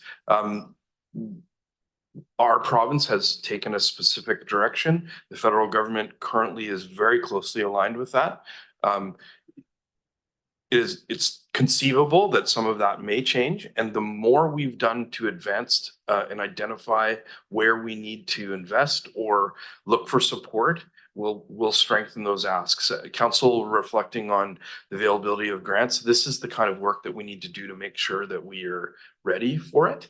And it also will then allow us potentially, if we have a solid financial plan in place to address our asset renewal, it could allow us to have revenue or taxation to support emerging priorities. Climate adaptation, items related to health in the community, as well as emerging new services or other things in our strategic plan. My apologies. In the city's strategic plan, it actually identifies making room for big moves. And as it currently stands in our climate and environment, we really need to be prepared. And having this sort of baseline to know where we are, combined potentially with a service level question that was raised during our deliberations in our financial plan, are all important items. So this is offered, I think, as a roadmap to assist in both having a path, but also being able to navigate that path. And I see there's a great deal of value in that. Council has had lots of good questions input. I just offer that just by way of background. Thanks so much for that. Councillor Chouleau-Crève. Thanks, Mayor. Yeah, and I really appreciated the comments from Councillor McCollum around conservative estimates, at least in the report, because one of the few concerns that I had in the report was the conservative underestimation or lack of capability to estimate the impacts of climate change. And it's defined in the plan as unknown, both in terms of the costs of materials and supply chains disruptions, but also in terms of the added renewal requirements as a result of the impacts of climate change. And so, I mean, it's not in the report, but I would like to hear from staff, because I know that you all attend lots of webinars, and climate change impacts on municipal assets, I'm sure, is a hot topic. Do we have a general estimate on what municipalities are looking to in terms of financial costs related to whether it be the renewal of assets or the upgrading of assets as a result of climate impacts? Just a general percentage or a general amount that we see. It's not in the report, and it was one of the few things that I was, I guess, more excited to see some more substantial analysis around, but I'm wondering if staff can speak to anything that they might have heard as being the benchmark of what we could expect for costs. Mr. Thompson. That's a good question. Through the mayor to the councillor. The city is currently working on an integrated rainwater master plan. That's modeling today's rainfall amounts and its effects on our infrastructure and how it can handle that, as well as the future implications of climate change and what rainfall and other precipitation will, how it will impact our pipes and drainage systems, for example. Another aspect is with these aging sewer pipes, for example, every year they get older, they leak more or they inflow more, which is another impact that we have to consider, not only for our system's ability to handle it, but downstream the pumping stations at the treatment plant. So these are all very complicated, difficult things to model and understand. I can't provide you a number until that IRMP kind of comes out. That being said, our storm system is one of the more underfunded underground utilities that we do have. And I think I spoke to a $16 million deficit right now. And that's continuing to grow every year that it's not funded properly. Yeah, just as a follow-up, if I can, Mayor. So that 16 million deficit, that is just for confirmation, that's for like. So that is not for the renewal or upgrade of infrastructure to meet the future climate models? It's like for like. That being said, we're not going to replace an asbestos cement pipe with another one. It's built to our current standards. So we may have used a smaller pipe back in the day. Our current standard has a new minimum to 2024 or to whenever the subdivision bylaw was written. Those based on input from the RMP, those bylaws, the subdivision bylaw, for example, may be revisited as well, given the impacts of climate change. Great, thanks for that. And Councillor Frisch. Fair to say that we're beyond clarification questions? I think we're getting there. If we are done with clarification, I haven't spoken yet, so I was gonna maybe speak just momentarily if that's all right. Yeah, you go ahead first. Yeah. So I guess, I'm, as I mentioned early on, very happy to see this come forward. I think, the 9 years that I've been on council, I think these types of things have, for lack of a better term, whacked me over the head repeatedly, whether we look at to the water treatment facility of the regional district, which had a budget of about $30 million and ended up being $130 million. Basically, a big part of that is just the delay in getting it done. And so that's one of the challenges that I see. The Fifth Street Bridge, which was brought up as well, again, orders of magnitude higher from the original amounts. I believe when I got on council, which wasn't when it was first budgeted for, but I think it was in about the $3 million range. And at the end of the day, it was closer to $7 million. And again, I think one of the big challenges that I see, we did get a decent grant, let's say for the water treatment center, in excess of $60 million. The bridge, I think, was about $2 million.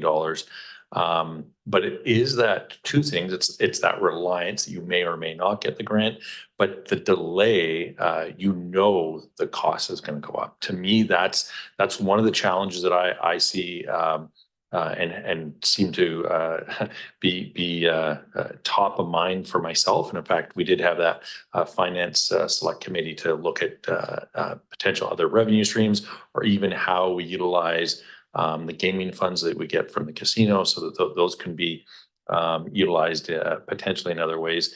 But something like the IRMP, I recall again 9 years ago, that being, I believe, the director of engineering at the time saying that was the number one issue. And here we are 9 years later, and the cost is, again, orders of magnitude higher than it was back then. So the idea of starting this push to really focus on it, make sure that we are providing that capacity, so that, first of all, we're less reliant on those grants, but at the same time, potentially by being less reliant, might actually make us more successful for them. Like it's a weird place to be in. That being said, I don't think we want to be where Prince Rupert was, with literally things just bursting all over the place, which was obviously problematic. But they also have a port that they have that generates over $140 million in tax revenue that the government, the senior levels of government could say, oh, we'll give you some of that back, and that's per year. So and we don't have that industry here, as it was mentioned before, I think. So like I said, I think that it is a good plan. It's challenging because I realized that when we did our budget, we talked about, how are ways that we can tighten our belt and get things under control. But the flip side of that is by reducing the taxes. And I think one of the councillors mentioned, we did keep our taxes pretty low, especially through COVID. But now we're sort of at this point where there's a real challenge. So really appreciate the detail on this, and the fact that this is that living document, that a decision that gets made can be and will be revisited on a yearly or some kind of regular basis. So we're keeping track of it. That's my comments. I think I'm still less than everybody else. So Councillor Frisch. Yeah, thanks again, Mayor. And really happy and appreciative of the work done. Like the Mayor mentioned, we were asking this question 10 years ago. I bet you there were people asking it long before us. What is the funding gap? And our perspective, or my perspective, always has been that this is kind of the most important thing to be doing before we consider all the other things. So in that regard, I think one 0.5% is reasonable and should be put aside first, and then we go from there to figure how we're going to spend future, tax dollars on top of that. And when the mayor is ready, I'm happy to move the recommendations. Done. There we go. Any questions or comments now that we have it on the floor? No, that's okay. That was quick. Councillor Cole Hamilton. Yeah, thanks, Mayor. I think, in a perfect world, my preference would be to see this and the utilities reports at the same time. But I hear staff saying this is a living document. This is something that isn't set in stone, and we have the ability to adjust it as we get new information. So on that basis, again, while I would prefer to have all the information in front of me, I see that, we have the ability as we move forward with this to make the changes that fit new information as it becomes available to us. So on that grounds, yeah, I'll be supporting this, but look forward to seeing sort of the other pieces of the puzzle so we can fit them all together, and then we can shape this living document and implement it. Thanks, Councillor Cole Hamilton. And yeah, I mean, one of the things we talked about with the finance subcommittee, I know one of the topics there was how the gaming funds are utilized, but there wasn't much pressure or pain there until the casino turned off and that tap dried up pretty quickly. But again, kudos to the city, because we do have a very conservative way of spending those funds. So it didn't impact us in a particularly negative way as it might have. And of course, it's been recovered and things are moving on. So that being said, Councillor Jolicoeur, I see you've got your hand up. Yeah, thanks, Mayor. Yeah, really want to just say my thanks to staff for getting this to us, and the consolidation of all the different analysis that would have had to go in from all the different departments. And the hard reality check, I think on most of the pages in the plan, in the inventory, we have different symbols that really indicate where we are with our assets, and see the danger sign there, I think 4 times, was a stark reality check for me, at least. And I will say I'm in favor of the plan. I have a little bit of concern that the 1.5 might not necessarily be maybe at the rate that I would have liked to have seen it. I'm a little bit more thinking that we might want to put more away in the face of unknown costs related to climate change in particular. But I am in favor of supporting this today. I guess a quick question that I have, if this does pass, does speak to in the staff report around a communications plan for the community to understand what this is about and what this might mean. I'm wondering if staff can speak to what they have in mind around what this will look like. Mr. Thompson. Thanks for the question on the communications aspect of things. As part of this work, we actually received a UBCM grant, and included in our the work that was awarded to the consultant was to develop a communications plan. So that's sitting in our pocket. It's we just need to pull it out, make sure it's up to date to 2024. It'll include messaging for council and staff on all the issues around the Sustainable Infrastructure Investment Plan, and sort of a timeline going forward for rolling it out ahead of the financial deliberations this coming year. Thanks for that. And Councillor Frisch. Yeah, thanks, Mayor. I guess I just wanted to point out that there's some suggestion that maybe 1.5% will be onerous going forward. And I don't know if that's the case or not for the average taxpayer, but I think in the long run, we'll be really thankful that we aimed as high as we feel we can right now. And then if things work out that we have more money than we need, I think future councils will be really happy to be in that position. So happy to support the recommendation. Thanks. Right, thanks for that. And and again, there is the possibility of resurrecting that finance select committee. And if depending on what happens with those gaming funds, that's another opportunity for finding some more beans in our jeans, as it were, to put towards this. So with that, I'll call the question. All those in favor? And any opposed? And That passes. We're going to go to recommendation 2. It's up on the screen now. Councillor Moore.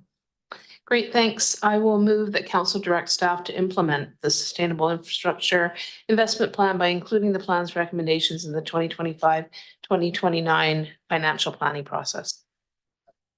Okay, it's been moved and seconded. Again, always looking forward to our financial planning process. I don't see any further questions or comments. All those in favor? And that passes unanimously. Thanks for that. That was excellent conversation. We do have dinner here, so I'm not sure if we want to blast through the next couple of things, which is just a couple of letters, and maybe take a break before we. If I'm not sure, well, actually, yeah, 5.3 should be pretty quick, I think, as well. Okay, we'll keep going. We have a letter from Ravi Kahlon, Minister of Housing, if somebody would like to receive that. Okay, it's been moved and seconded. Councillor Jolicoeur. Thanks, Mayor. Yeah, happy to see the minister's response to our motion around the Hearth and Heart program. Just in reading the letter, I'm wondering if staff can speak to the minister highlights the first round of approved communities and what they were able to provide to likely to be successful in their application.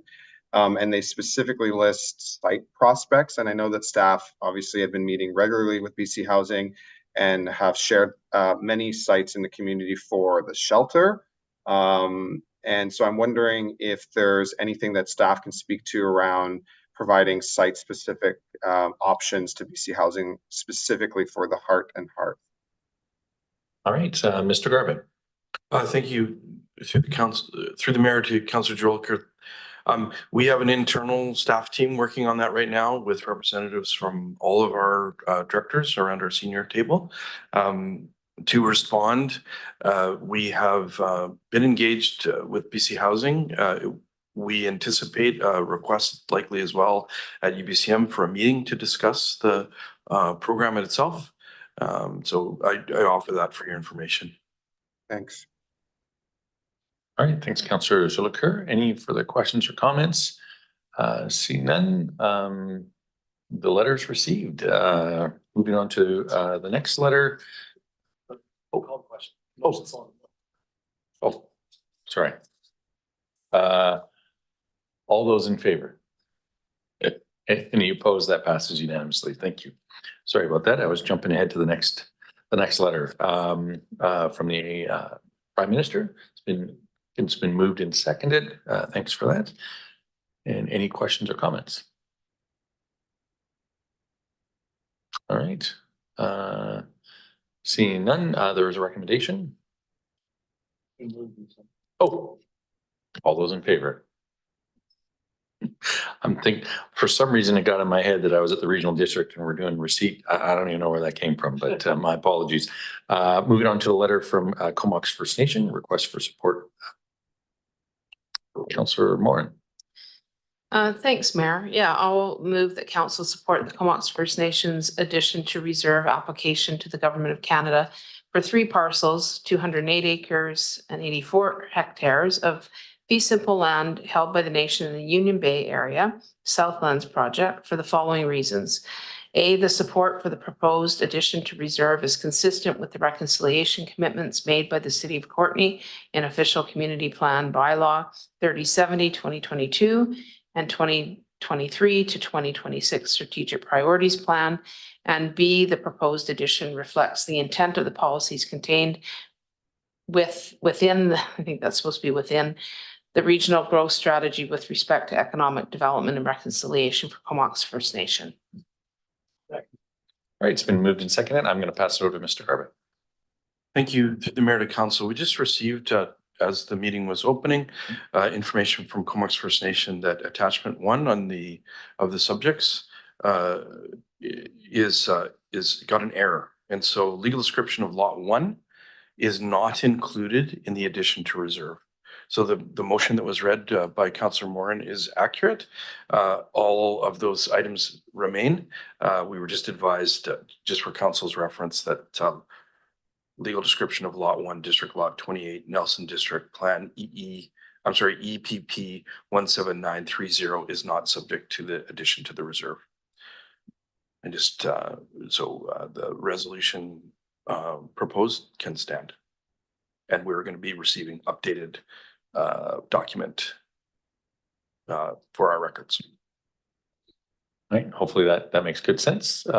Any questions or comments?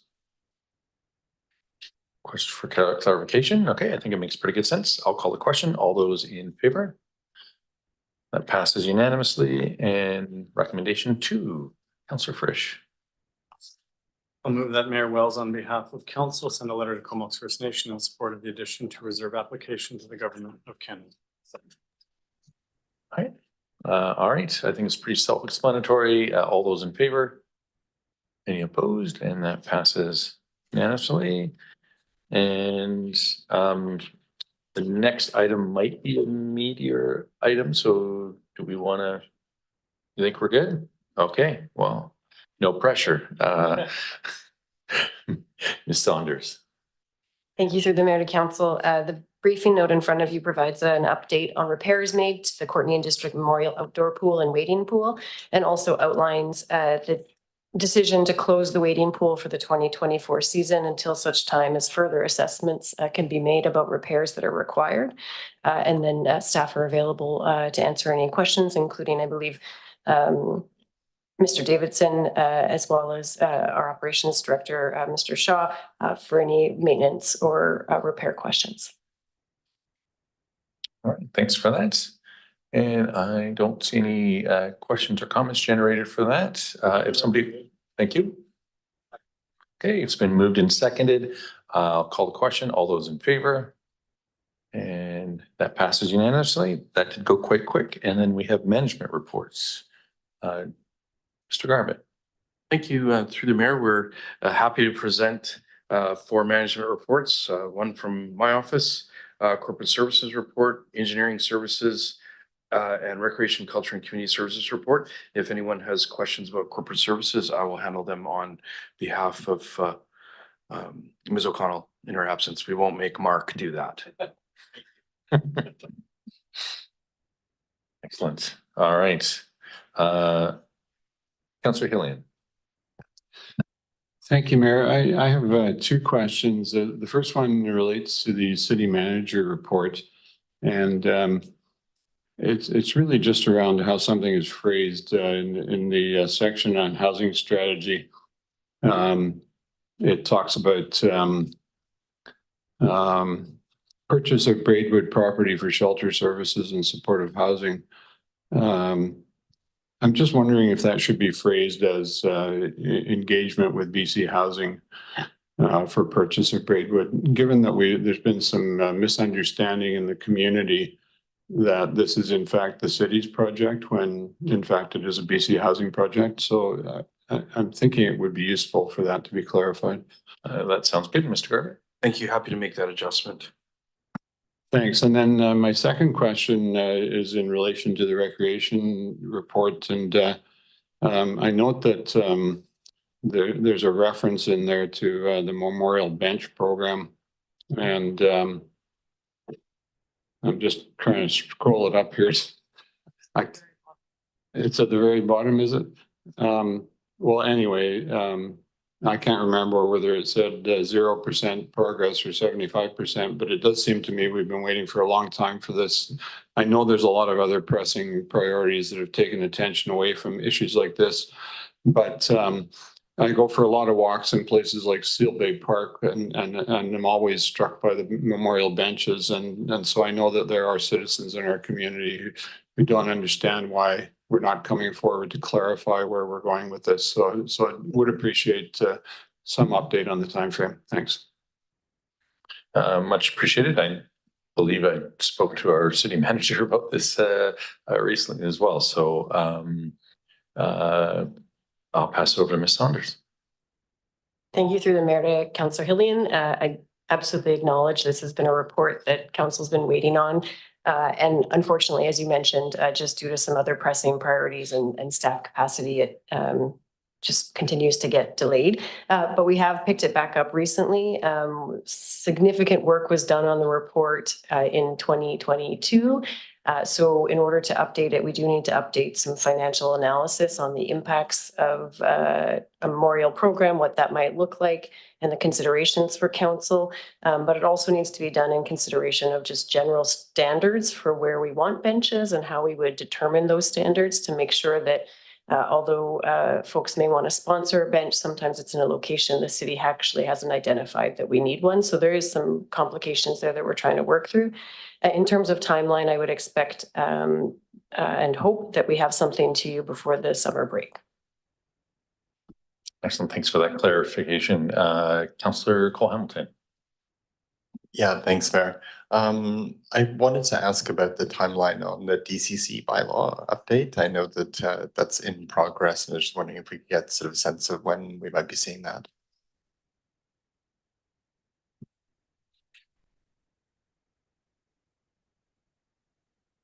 Ms. Wade. Yep. Through the mayor to Councillor Cole Hamilton. Yes, so we're in the process of looking at the DCC bylaw update. As part of our work with the complete communities, which are underway, which will give a 20-year growth projection and looking at the impact that will inform the DCC bylaw update. So it's going neck and neck with the complete communities, and we will be able to report back because the complete communities will be coming to council. We'll be updating you with that. And then we'll be looking at the DCC bylaws. Okay. All right, fantastic. Thanks for that. I don't see any further questions or comments. Just really want to commend staff. It's great seeing these snapshots. It's a great window into where things are at, and really much appreciated when there's so much going on to have this window to look at. So that being said, all right, it's been moved and seconded. All those in favor, and that passes unanimously. And with that, we are at 6:01. So we'll take a break for 20 minutes. Be back around 6:20.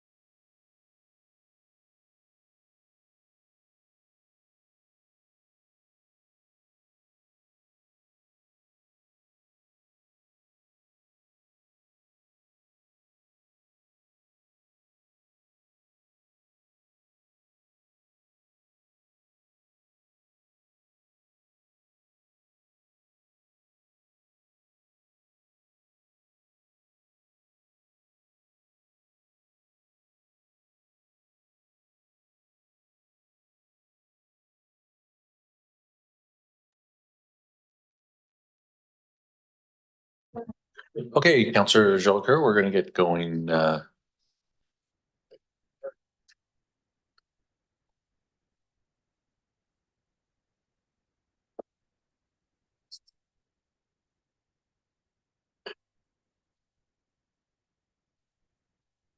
All right, thanks, everybody. We're back on 7.1, rising report for 1915 Cumberland Road. If someone would like to move that, and I've got Councillor Hillian. Thanks, Mayor. We're rising and reporting on a resolution from the May 22nd council meeting. Well, that's today. The council received a report dated May 8th, 2024 and direct staff to execute a section 219 covenant for 1915 Cumberland Road to meet the conditions of the zoning amendment bylaw number 3044 that includes sewer main, Larson Road turnaround, amenity contributions, and through traffic restrictions. And we're in fact rising and reporting on this resolution today. And somebody would like to second that? Oh, yeah, it's a rising report. We're good to go. All right. Councillor Jolicoeur. Yeah, I'm assuming there's a vote to approve the rising report. No, we already voted on it. I just got caught up a second ago as well. So, yeah, so it's just to notify everybody that this is something that's happened and we're notifying them. So, thanks, Councillor Hillian, for doing that. And next we'll move into the notice motion with Councillor Morin. Great, thank you, Mayor. Do you want me to read it all out or just summarize it? Maybe the. Yeah, I'll just give you the gist of Just the motion. therefores. So the title of the motion is Urgent Need for Downtown Washroom Facilities, Advocacy to Island Health. And it's just basically having some background about some of the issues around not having a washroom available 24 hours a day and requesting some actions around that with the medical health officer, et cetera. Thanks. All right, that's a great explanation. I really appreciate you bringing this forward. And we'll move, I don't believe there's any new business. And we'll move into bylaws, first and second readings. Councillor Frisch. Thanks, Mayor. I'll move that council give first and second readings to City of Courtenay Official Community Plan Amendment bylaw number 3141 2024. Second. It's been moved and seconded. Are there any questions or comments on that? Mr. Garvin. We have a report in front of council for consideration. This is related to a housing project in the downtown core. Community plan amendment is technicality, but it does involve a future land exchange, which will be addressed during the zoning application. Planning staff are here. If council has any questions, I would note that we will have a public hearing with respect to this, and I believe it's scheduled for June 19th. All right. Yep. Mr. Garvin. Should council consider readings of the bylaw? Yeah, exactly. And yeah, because June 19th is booked right now for that public hearing if we decide to move ahead. So I don't see any questions or comments. And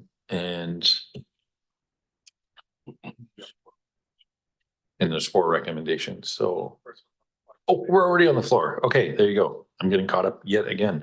All those in favor? That's unanimous. Excellent. And recommendation 2.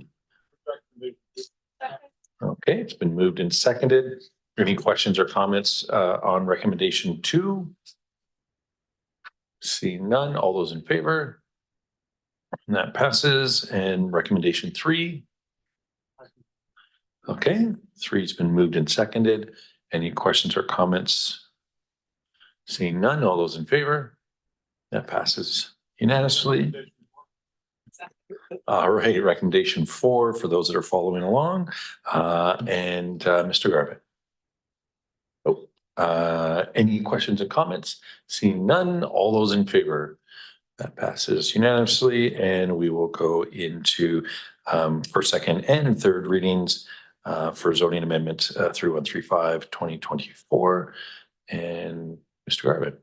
Thank you. Through the mayor to council, we're doing our discussion prior to considering recommendations as something we had done with our council check-in.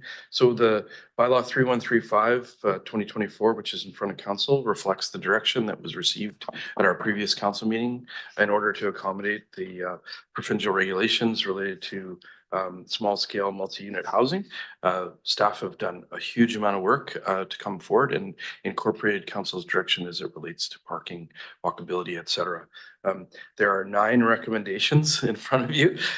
Should you wish to consider proceeding, Development Services staff are here if you have any questions related to this bylaws in front of you. All right, thanks so much for that. And Councillor McCollum. Yeah, thanks. Just something that I can't remember which of the attachments it was in the report. There was a lot. But just in the definitions of some of the changes, one of something that popped out for me was that in the case where there's a principal residence, if there's an additional structure being built, it's to a maximum height of 6.5 meters, which is something we did talk about at the last meeting, or the height of the principal residence, whichever is less. And I don't think that came up at the last meeting. And I guess I have a couple questions on that.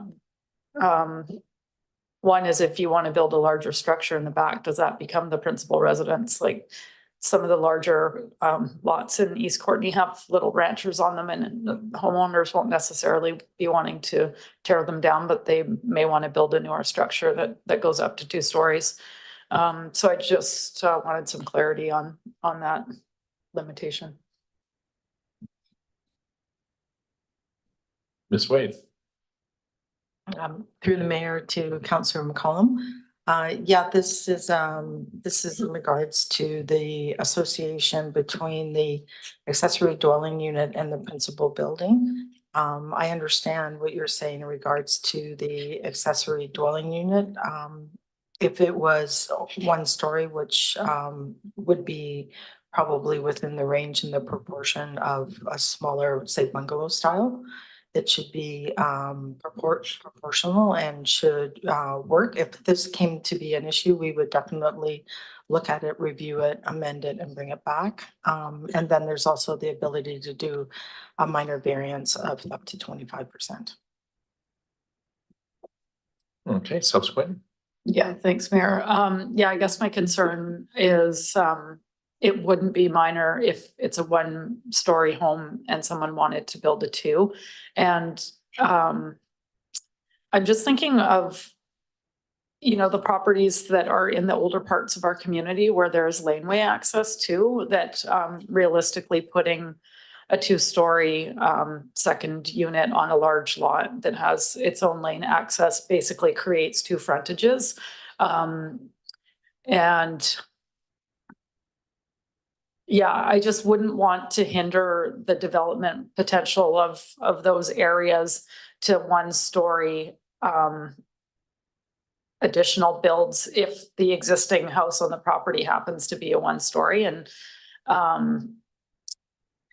yeah, I guess the simple solution to me would be to flip around which one you would consider to be the primary dwelling.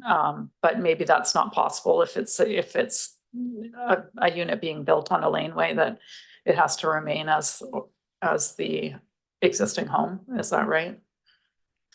So through the mayor to Councillor McComb, a couple of good questions. And so first of all, I think we need to look at things in height, not stories. Stories also is really complicated. It's hard to measure stories, but we should look at just the meter heights and do the proper calculations. So depending on the design of the building and stuff, it could be equal and be just fine. It would depend. If there's a height variance that is required, up to 25%, it could be a minor. But we have to look at the height calculations as it is with the ground elevation and to the midpoint of the roof. So if we came across this problem and we could see that it was creating conflict, we would definitely bring forward an amendment to the bylaw for council's consideration. All right, another subsequent? Okay, Yeah, I mean, to clarify, I realize that we're not, that we're dealing with building heights and not stories, but I'm, trying to simplify what the issue would be. And if someone has, a very common house build is those like 1940s bungalows. They tend to be a single story with not a huge roof. And so that would really constrain what you could build. And some of those houses are on, 900 square foot or square meter lots. And what we're effectively doing with that limitation is you couldn't build what we would consider a carriage house if they didn't have a structure that was, like I said, higher than one story. They wouldn't be able to develop like a suite over a garage with that limitation. Is that correct? Through the mayor to Councillor McCollum, if there was a garage with a unit on top, and if the height was exceeded, which it may, then it would be higher than the principal dwelling. If the variance is only 25%, because it would depends on what your inner floor ceiling is, if you're doing, 8 feet, 9 feet, so there's some design parameters around it.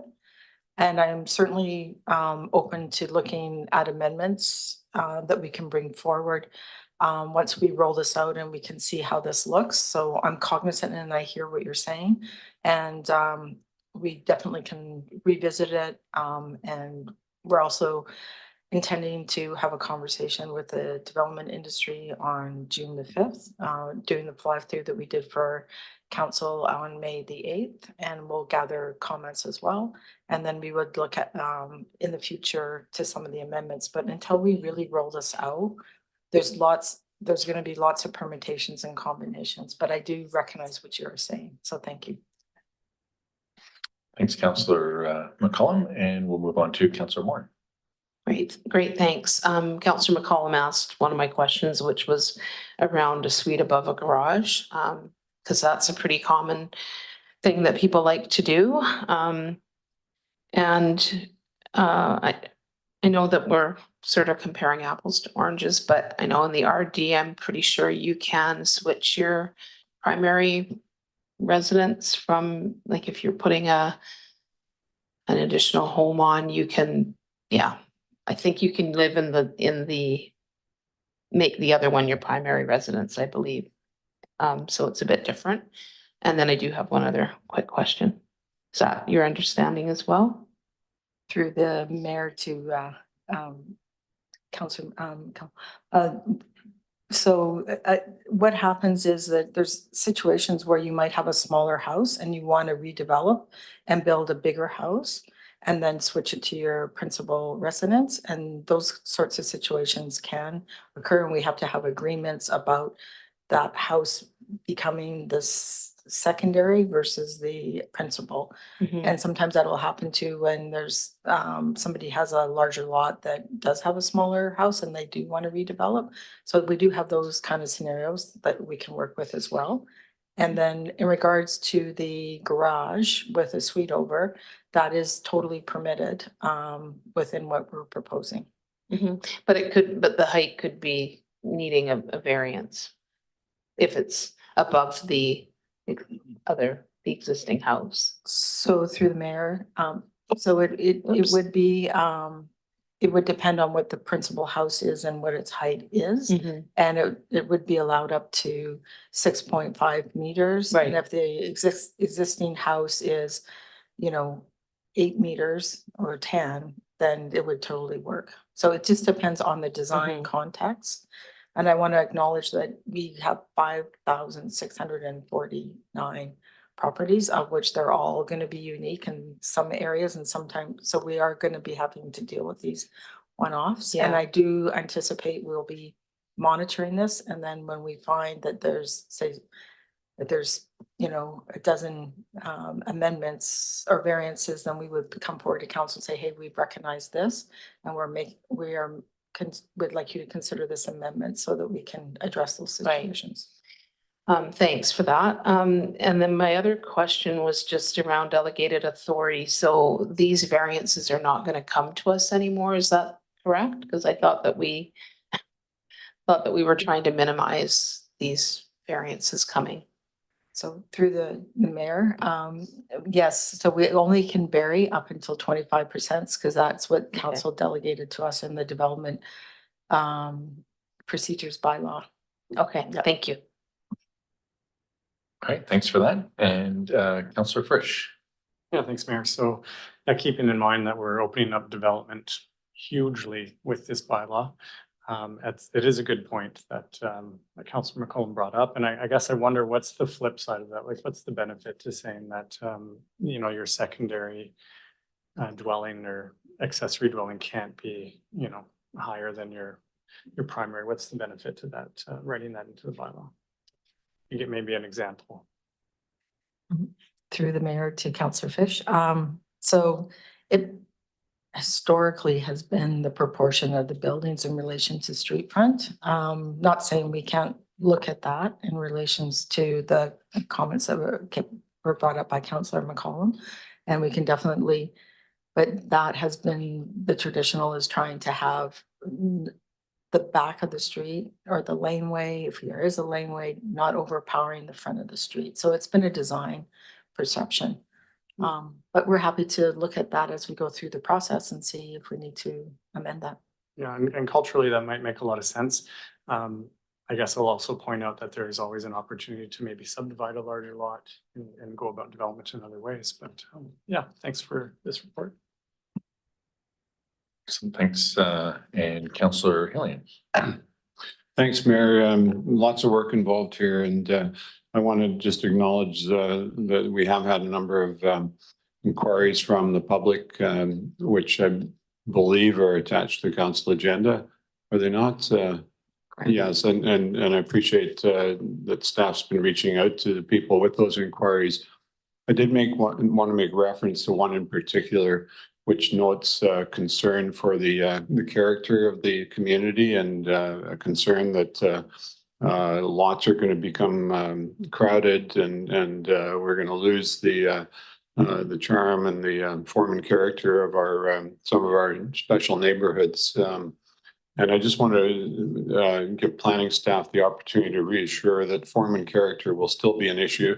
That what we're doing here and responding to what is a provincial mandate, so we have limited choice about what we do, but effectively we're trying to increase our housing stock so that people who can't get access to housing right now will in fact be able to get access to housing because there'll be more of it, it'll be smaller and hopefully a little more economical.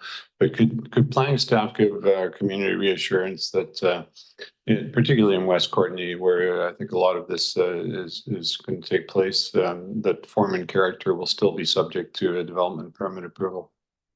Yep, through the mayor to Councillor Hillian. Yes, the development permit areas still apply. And one of the things staff will be looking at is those development permit areas and looking at and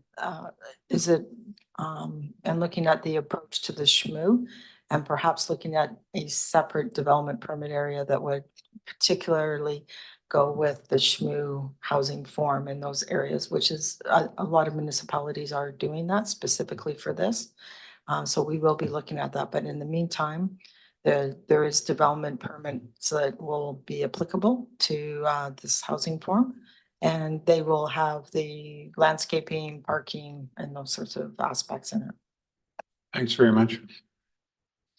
All right, I guess I've got one quick question, really just to try to get a sense of, you know, if 25% is kind of where the variances then get kicked over to council. I don't recall a whole lot of requests for variances over the last year and a half or so. And I just wonder, are things generally massaged out at the staff level, or like that 25% seems to be capturing most of those variances? So I just wanted to clarify that. Yeah, through the mayor to council, the 25% has captured a significant amount of the variances that council was seeing. Under the legislation, council can reconsider that variance, but you can't go past up to 50%. Right. So that's in the legislation. So that's something we could look at in the future is do we increase it from 25% to a higher percentage as well? Yeah. Based on what's actually happening. Okay, no, that's great to know where we're at and what the potential holds. So with that being said, I don't see any further questions. So yeah. Mr. Councillor Hillian. Thanks, Mayor. I'll move recommendation 1 that council give first reading to zoning amendment bylaw number 3135, 2024, small scale multi-unit housing dated May 8th, 2024.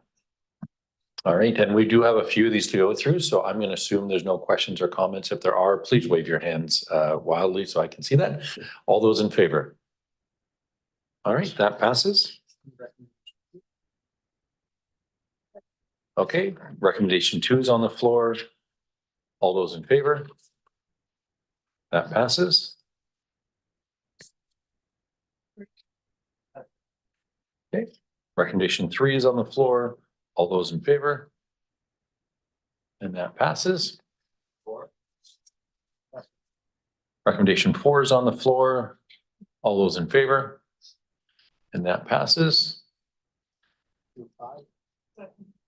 Recommendation 5 is on the floor. All those in favor? That passes unanimously. All right, recommendation 6 is on the table. All those in favor? Okay, that passes. All right, recommendation 7. All those in favor? That passes. All right, recommendation 8. All those in favor? All right, that passes. And recommendation 9. All right, 9's on the table. All those in favor?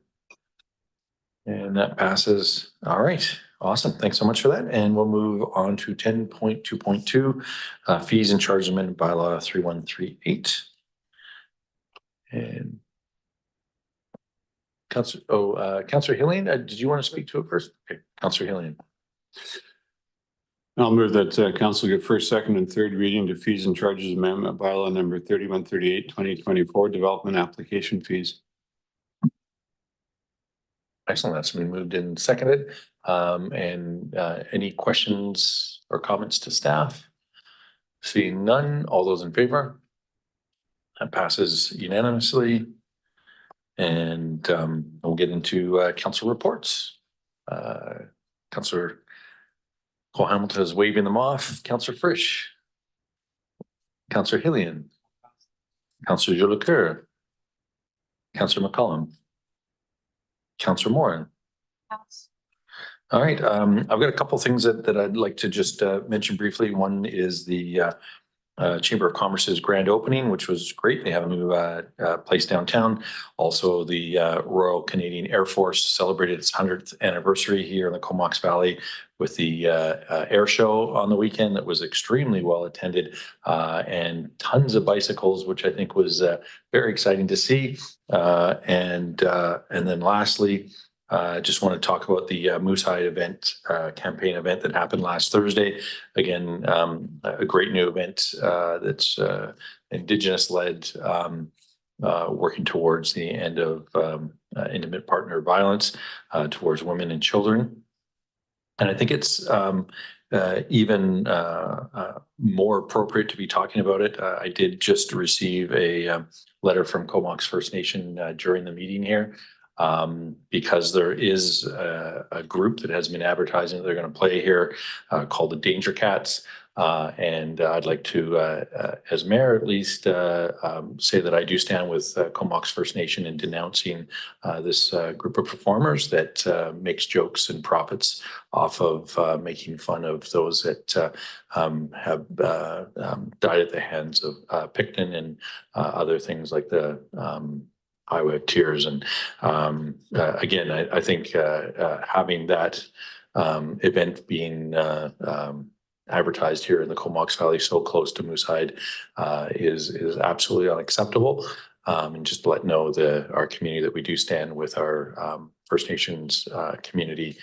And we'll do our best to denounce it through our facilities. With that being said, we are adjourned.